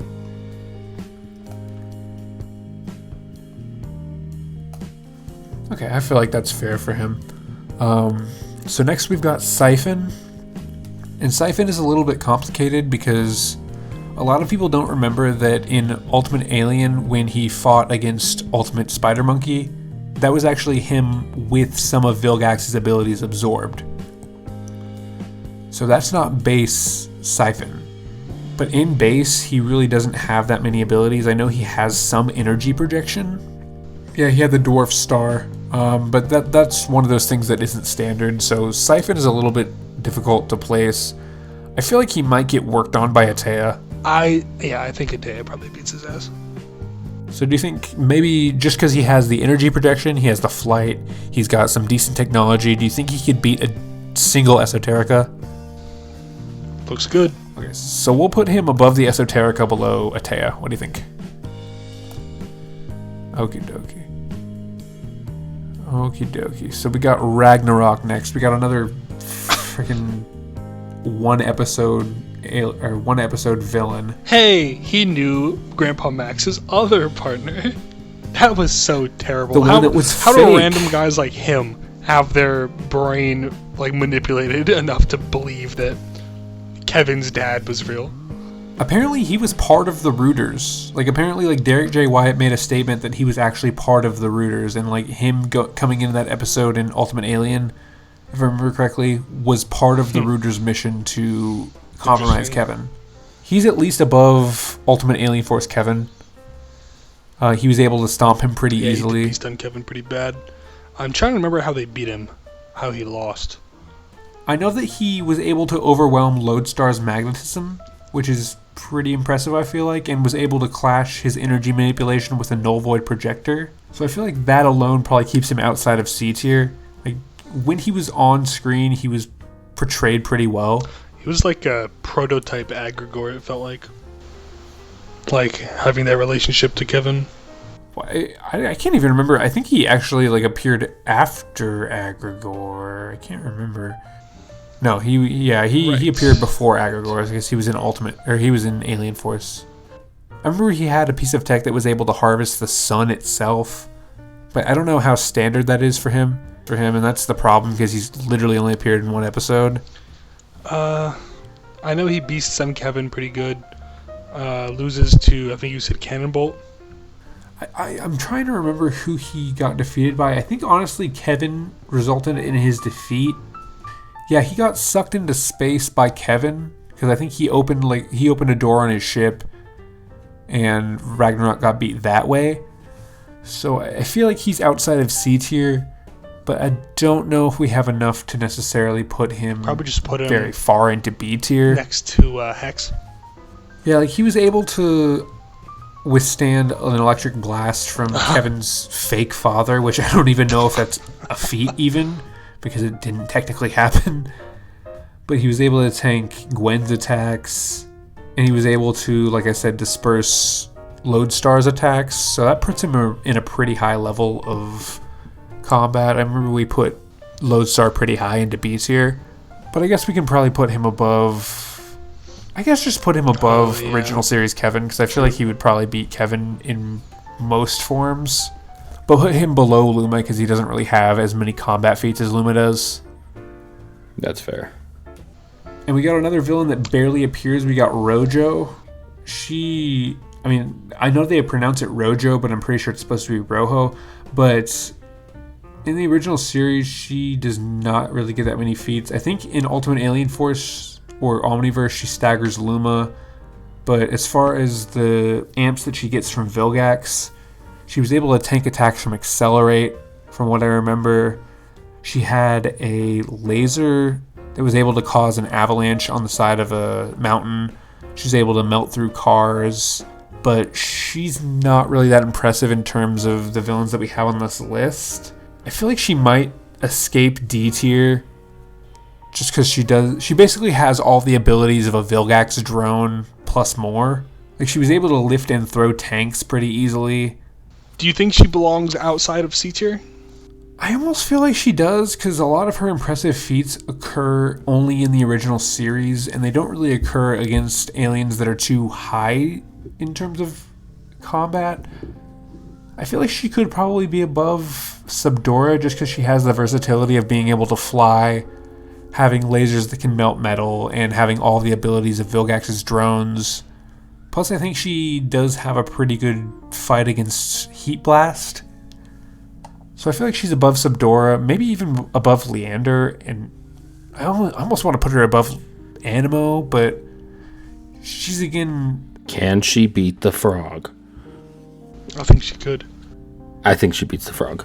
I think she can go right above Animo. Yeah, she's probably not fast above enough to Animo, lose lightning. below Dr. Psychobos. Yeah, I think with all the, and even with all her tech Right, enhancements, well- like he can dismantle those. And Yeah, that's fair. So we got another Brainstorm-related character in Cervantes. I think he maybe actually He doesn't really... once. Does he even get any combat feats?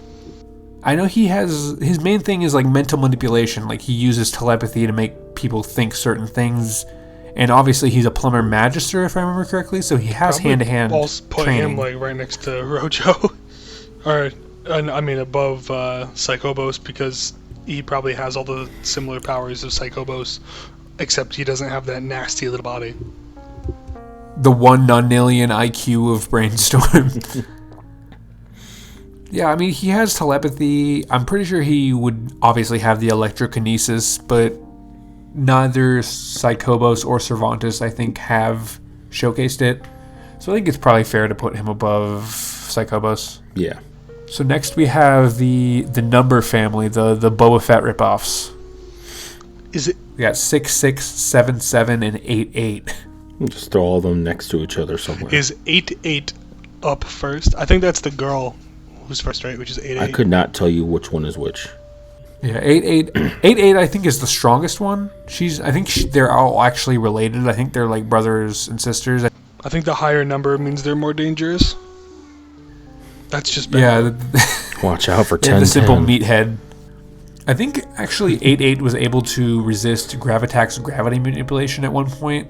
She eventually got overpowered by it, but I feel like 8, 8 is definitely above the others. And she was able to fight on par with Rook as well. So I feel like she's probably pretty up there. Do you think she's above Subdora? Yes. Yeah, I'd say so. Yeah, I mean, considering she was able to resist Gravitax's gravity, I feel like she's probably above Subdora. and with all her tech and everything combined into, I think she takes out Subdura, no problem. But I think 7, 7 is where we hit a wall. Because if I remember correctly, 7, 7... Let me just confirm this, because I'm pretty sure he got defeated by Grandpa Max. In fairness, Grandpa Max fucks. While that is fair, he pretty much got destroyed by Max. Like, they had a hand-to-hand fight where 7, 7 had the drop on him, and Grandpa Max just completely destroyed him. Like, it was not even fair. And Swampfire also one-shot him. I think he, like, punched off his mask. Because he was ugly. That caused him to just flee. Don't look at me. He also got defeated by Omniverse Vilgax, if I remember correctly. So 7, 7 I feel like is pretty well below 8-8. But as far as where he goes, that's hard to say. I feel like he Above probably Crab, is I in guess. D with her. I feel like he probably loses to Subdora. Maybe we could put him above Fistrick and then put 6-6 below Fistrick. I feel like that's probably fair. Fistrick, he debuted in the same episode as Crab. So I feel like they should probably have some comparison to one another, if I remember correctly. Yeah, because they were like the bounty hunters. And he was kind of a rival to Tetrax, even though Tetrax was portrayed as like pretty much completely superior to him. He also dogged on Synapdak, who was part of the Galactic Enforcers. He dogged on him twice, if I remember correctly, in the original series. But he would probably be automatically below 7-7 because it is stated that 7-7 is more dangerous than him. So I guess you're probably right in saying that we can put him below Fistrick.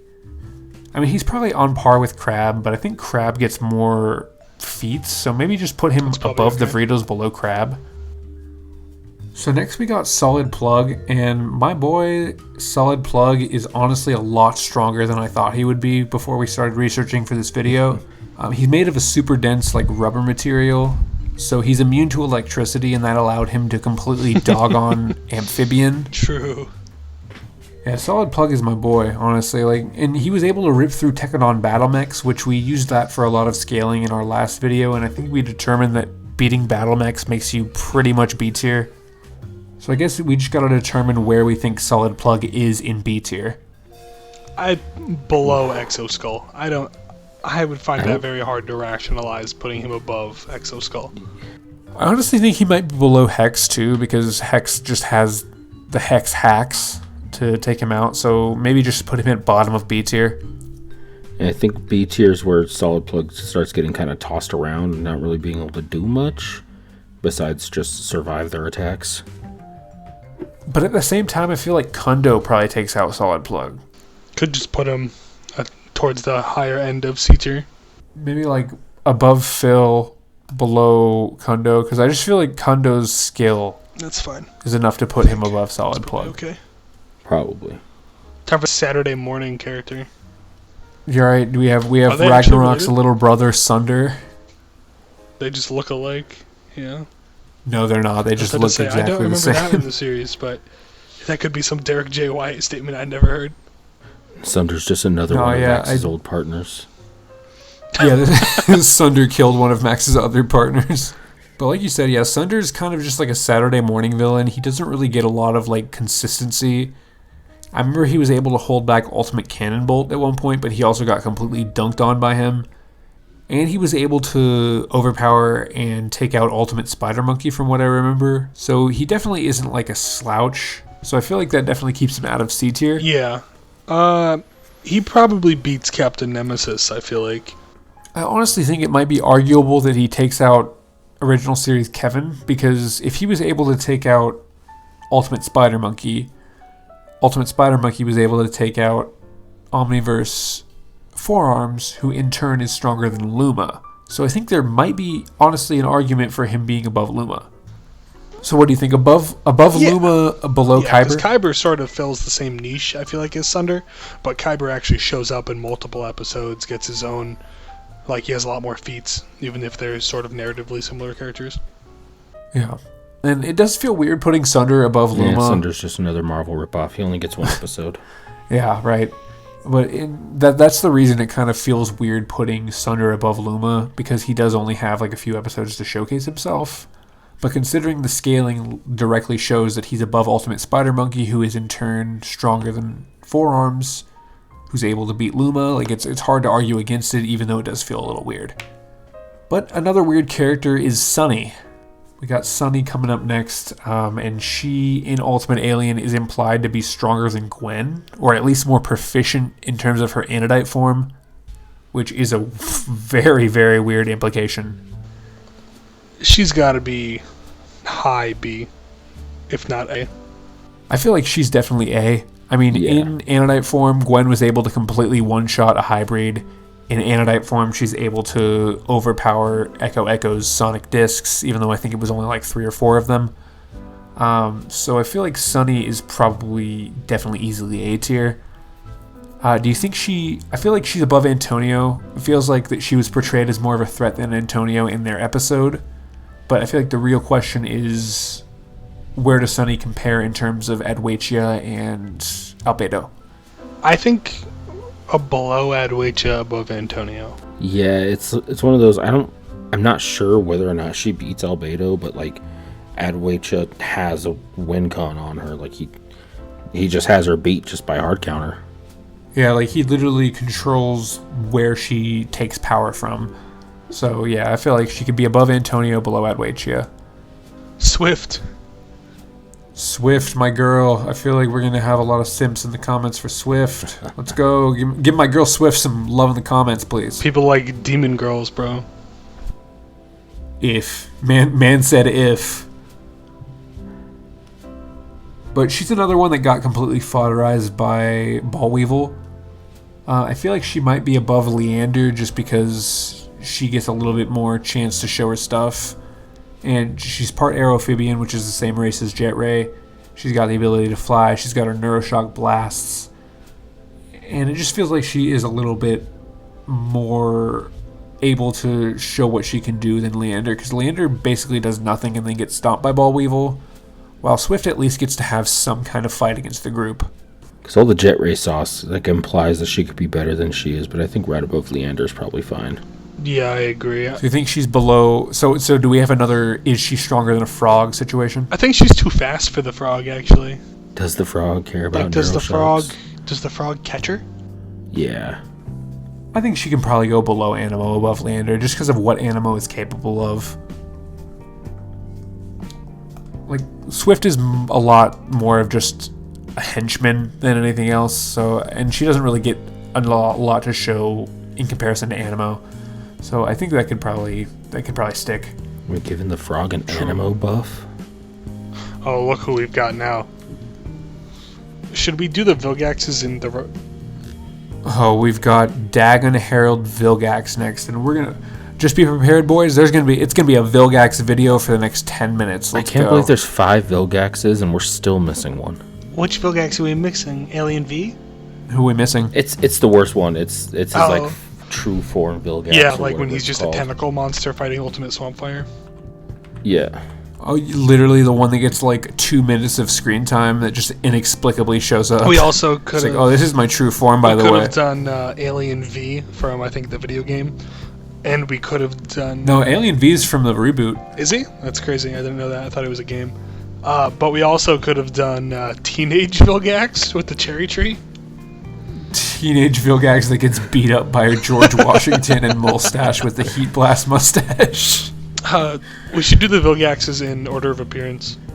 Okay, yeah, we can do that. So we can start with original series Vilgax. Absolutely yoked Vilgax. Venom Vilgax. So the Chad Vilgax. So he definitely goes above original series Kevin, in my opinion. Even though they do brawl pretty evenly, I feel like he does have better feats. He's straight up able to react to accelerate, even as when we mentioned, even as like a lowly little virgin teenager, he's able to react to accelerate at that point. So I feel like he's definitely up there with Dr. Victor. So I think it's we can kind of do like original series Vilgax versus Khyber. I think original series Vilgax is physically stronger. He's able to destroy a head of Mount Rushmore and was able to destroy several skyscrapers just by tackling Stinkfly through one of them. He's the one that's got that feat of surviving the nuke, right? Even if it incaps him, he still didn't die. Yeah, he was able to survive an explosion that destroyed his ship, which is larger than Mount Rushmore itself, and he was then frozen with no damage when he was found by Kevin. And when he was younger and weaker than that, he survived being strapped to a nuke, and which then blew up his ship. He also survived an underground, citywide natural gas explosion. So he definitely has some pretty decent durability. I feel like he might go above Khyber. Yeah, I think that's fine. Maybe even Dr. Victor. Definitely not above base Aggregor. You think not? Like, because I honestly can't think of feats that Aggregor has that are on par with destroying ahead on Mount Rushmore, tanking nukes, reacting to accelerate. Yeah, I guess that's fair. Even okay, if you put him above him, not above. Okay, I'll keep wanting to say the wrench, but that's the opposite of the wrench. Devoid, because Humongosaur. Yeah, I don't think that original series Vilgax defeats Humongosaur, but I think we can go ahead and put him above base Aggregor, which feels a little weird, obviously, because base Aggregor is a pretty big villain in Ultimate Alien. But just as far as the feats go, I feel like original series Vilgax goes above him. Yeah. And if we're going by appearance, I guess Ultimate Alien Force Vilgax is next. I feel like he's definitely above Highbreed. Even though Highbreed overpowered Humongosaur just like Vilgax did, the fact that Vilgax has flight on par with Jet Ray and Atmosphere, he has the ability to break out of Big Chill's ice. He was restricted by Swampfire's vines just like that Highbreed Commander was. But I feel like the versatility that Vilgax has may even put him into A. We mentioned in the last tier list that he was able to defeat Chromastone by redirecting his own energy onto him with his sword. So what do you guys think on that one? I think he's probably into A. Not high into A, but with the addition of like all the stats the original series Vilgax had, along with all the other stuff, the 10 other alien powers that he shows up with, I think he pushes him into A pretty handily.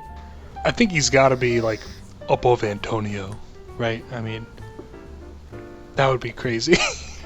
I mean, he doesn't have any scaling to Ultimate Humongosaur like Antonio was, but I mean, it's Antonio. I know we've joked about how Antonio's a Chad in this video, but like, I just don't feel like Antonio has the sauce to beat Ultimate Alien Force Also, you Vilgax. could make the argument that is Ben's cousin's boyfriend, so he wasn't trying to fucking kill him with Ultimate Humongosaur. Ultimate Alien Force Vilgax was still able to defeat Chromastone, like we said. He was able to cut starships in half while charging at them near the sun. One-shot regular Humongosaur. Yeah, exactly. So I feel like he's probably pretty up there. He defeated Azimuth when he had the Omnitrix. So do you think he goes above Sunny? I guess that what we really want to compare is if he goes above Gwen with the Anodite form. I kind of want to say no.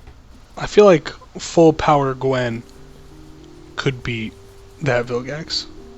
Which honestly bears the question as to why she didn't go into full power when Vilgax was attacking the planet, but that's neither here nor there. Because he challenged Ben.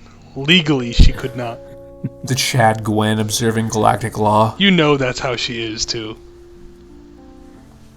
That's fair.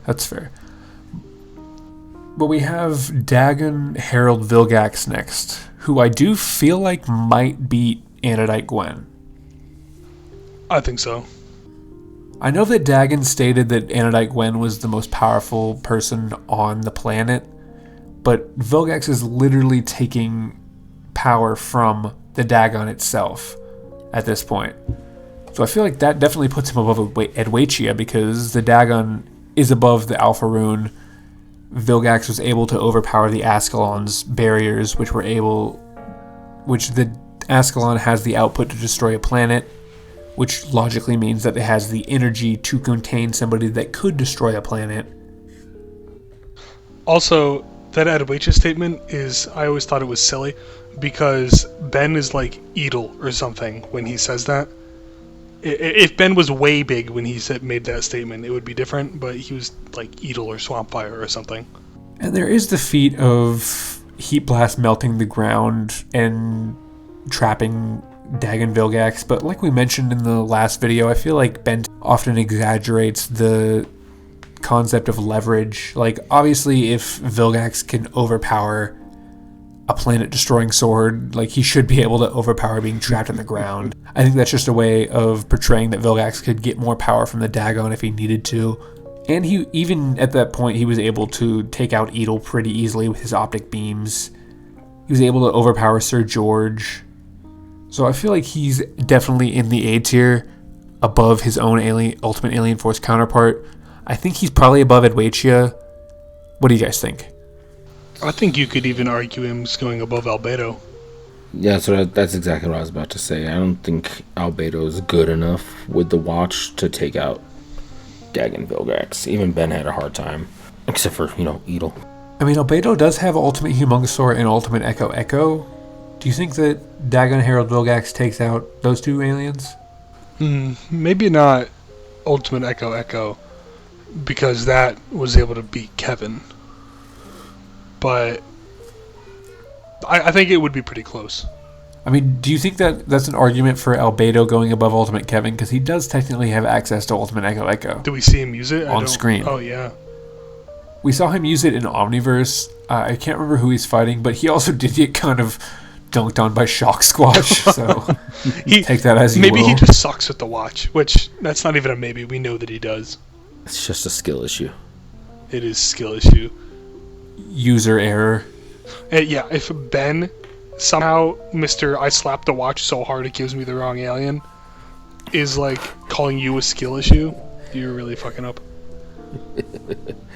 So what do you think? Do you think Dagon Vilgax goes above Charmcaster, Albedo, and Malware? Maybe. Do you think he even goes above Ultimate Kevin and Ultimate Aggregor? I think he probably goes above Charmcaster just because of the same Alpha Rune 1, 2, 3 power scaling. Now, is this Vilgax with help from Dagon, or Vilgax after, like, swallowing the Dagon? This is Vilgax as the Herald of Dagon. So we're missing a couple versions of Vilgax. Yeah, true. I think right where you have him now might be okay. I don't know if he, would Waybig beat that Vilgax? Probably. Yeah, I guess. It just feels weird. Just because I guess that version of Vilgax was really just like a henchman at that point. So I guess putting Malware above him is a little fair. It just feels a little weird, but we can kind of keep him right there, I suppose. Now it's time for Omniverse Vilgax. Speaking of Malware Vilgax. Yeah, I guess we can do Omniverse Vilgax first. Oh yeah, forgot who Vilgax. Is probably the weakest version of Vilgax because this is after he got his powers completely drained in Alien Force. Or in Ultimate Alien. But I feel like this version of Vilgax is definitely above C. I mean, he got staggered by Kickin' Hawk at one point, but I feel like he's definitely at least above C. Yeah, I think that's pretty fair. We don't really see him do too much. Yeah, Omniverse Vilgax is kind of a question mark. We don't really see him do that much. I feel like maybe just putting him... It's a little hard because he doesn't have that many feats. I feel like putting him under Looma or Sunder or even Khyber would probably be disingenuous because I feel like he still is portrayed as better than those characters in terms of being an overall villain. Do you think maybe below Base Aggregor, above Dr. Victor? I mean, with Omniverse Vilgax is literally just like a subjective take, honestly, because he doesn't really have that much to show. Yeah, I think it would be strange to put him below any henchman tier guys like Dr. Victor or Sunder even. But I would not be comfortable putting him next to himself because he's definitely not that good. He doesn't have the steroids. He's literally just like a shadow of his former self. So this is probably fine. Yeah. But Malgax, baby. Oh man. Where do we think this guy goes? I think we could honestly put him at the top of 8s here. I mean, he had an easier time taking out Atomics than Ultimate Kevin did against Ultimate Humongosaur, who Atomics was able to one-shot. So I feel like Malgax... Oh my god, the universe doesn't want me to put Ultimate Kevin at the end. Can grab Kevin, I guess. Kevin's raw testosterone is holding his placement. There you go. Kevin was fighting with all his strength to hold that position. Yeah, right. He just wanted to stay at the top of 8s here. But no, I feel like Malgax, he was able to completely overwhelm Atomics. He was able to completely destroy Omniverse Diamond Head. The only time he was even challenged was when Vampire was mixed with Feedback. There he is again. Who I feel like is definitely... Stop mentioning. I thought I was going to be able to mention Vampire comfortably in this video. without being ostracized. But yeah, I feel like Myaxx is pretty comfortable as the boss of A tier. Yeah, he doesn't break into S. Look at those guys. There's no way. So next we got Volcanus, which is definitely a big downgrade. In the original series, he was able to fight Ultimos and Tiny, who was a Tetramand and somebody who's stronger than Tetramand, respectively. So he could... But after that, he was kind of portrayed as a bit of a jobber. It's not that bad. I feel like he's still at least comfortably, like, high C. Yeah, like he's still... Even in Omniverse... Well, in Omniverse, Ripjaws was able to overpower him. So he's a little bit of a character who I feel like suffers from being in the series for a long time. Like, it almost feels like he's portrayed as a threat in original series. He's a little bit of a threat in Ultimate Alien Force, and then he's just a joke in Omniverse. Yeah. So I guess the question is, do we take him at the peak of where he was a threat? I guess so. Well, I guess we probably should, because I think the reason that he became less of a threat was because he got his body destroyed in the original series.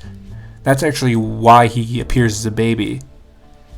Because originally, if you remember correctly, his portrayal in the original series was as just like a person with a big body.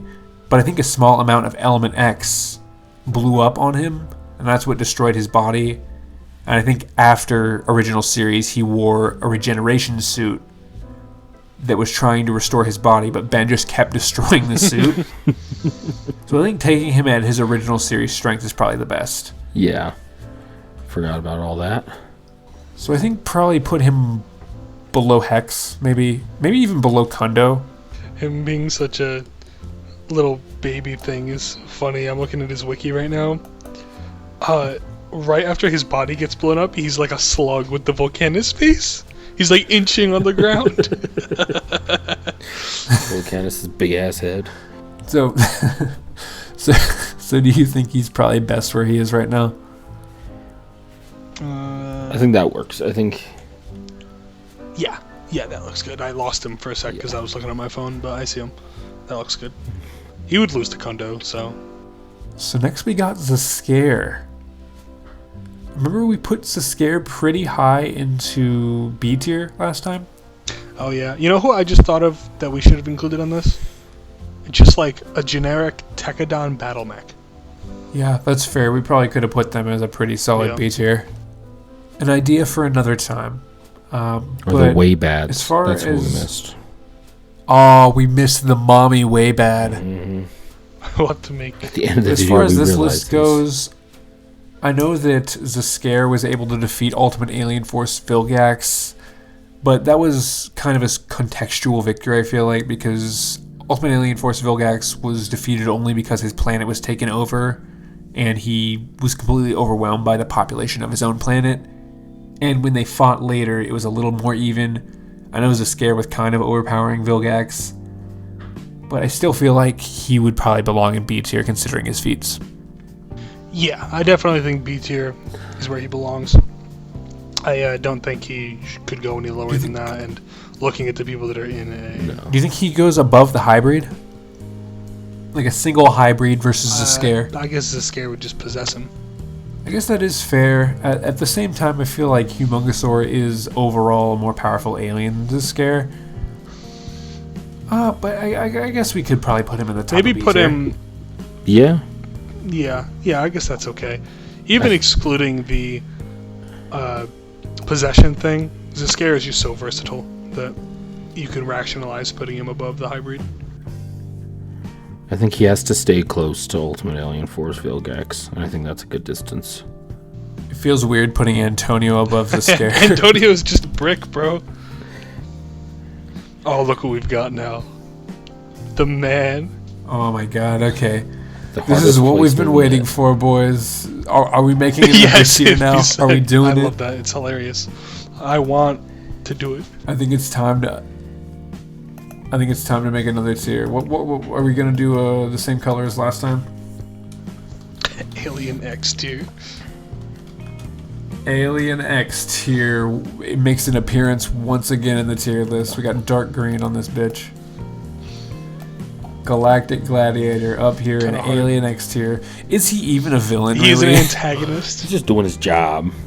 Yeah, he's an antagonist, I guess. So yeah, we got Galactic Gladiator above everybody else in Alien X tier. I mean, feel free to argue in the comments. So I guess but, we can round it off. You know, I don't even know what arguments you have. I mean, he literally fought on par with Alien X. I don't know what you want from us on this one. Like, he's undoubtedly a Celestial Sapien. He's Alien X tier for sure. Yeah, looks good. So I guess we can round it off with the guy we were trying to avoid last time, which is Charles Zenith. He can go Where do you put anywhere this on boy? the list and it would make sense. Like, I feel like he could be in D, but he could also be in B. Like, he's truly the pesky dust Well, of you this know what that means. tier You have to list. put him in F. Yeah, they actually have to make a new tier called like Z and put him in there. No, call it to your pesky dust. Pesky dust Put him tier. there. All right, you've convinced me. You've convinced me. You have 100% convinced me. We're doing it.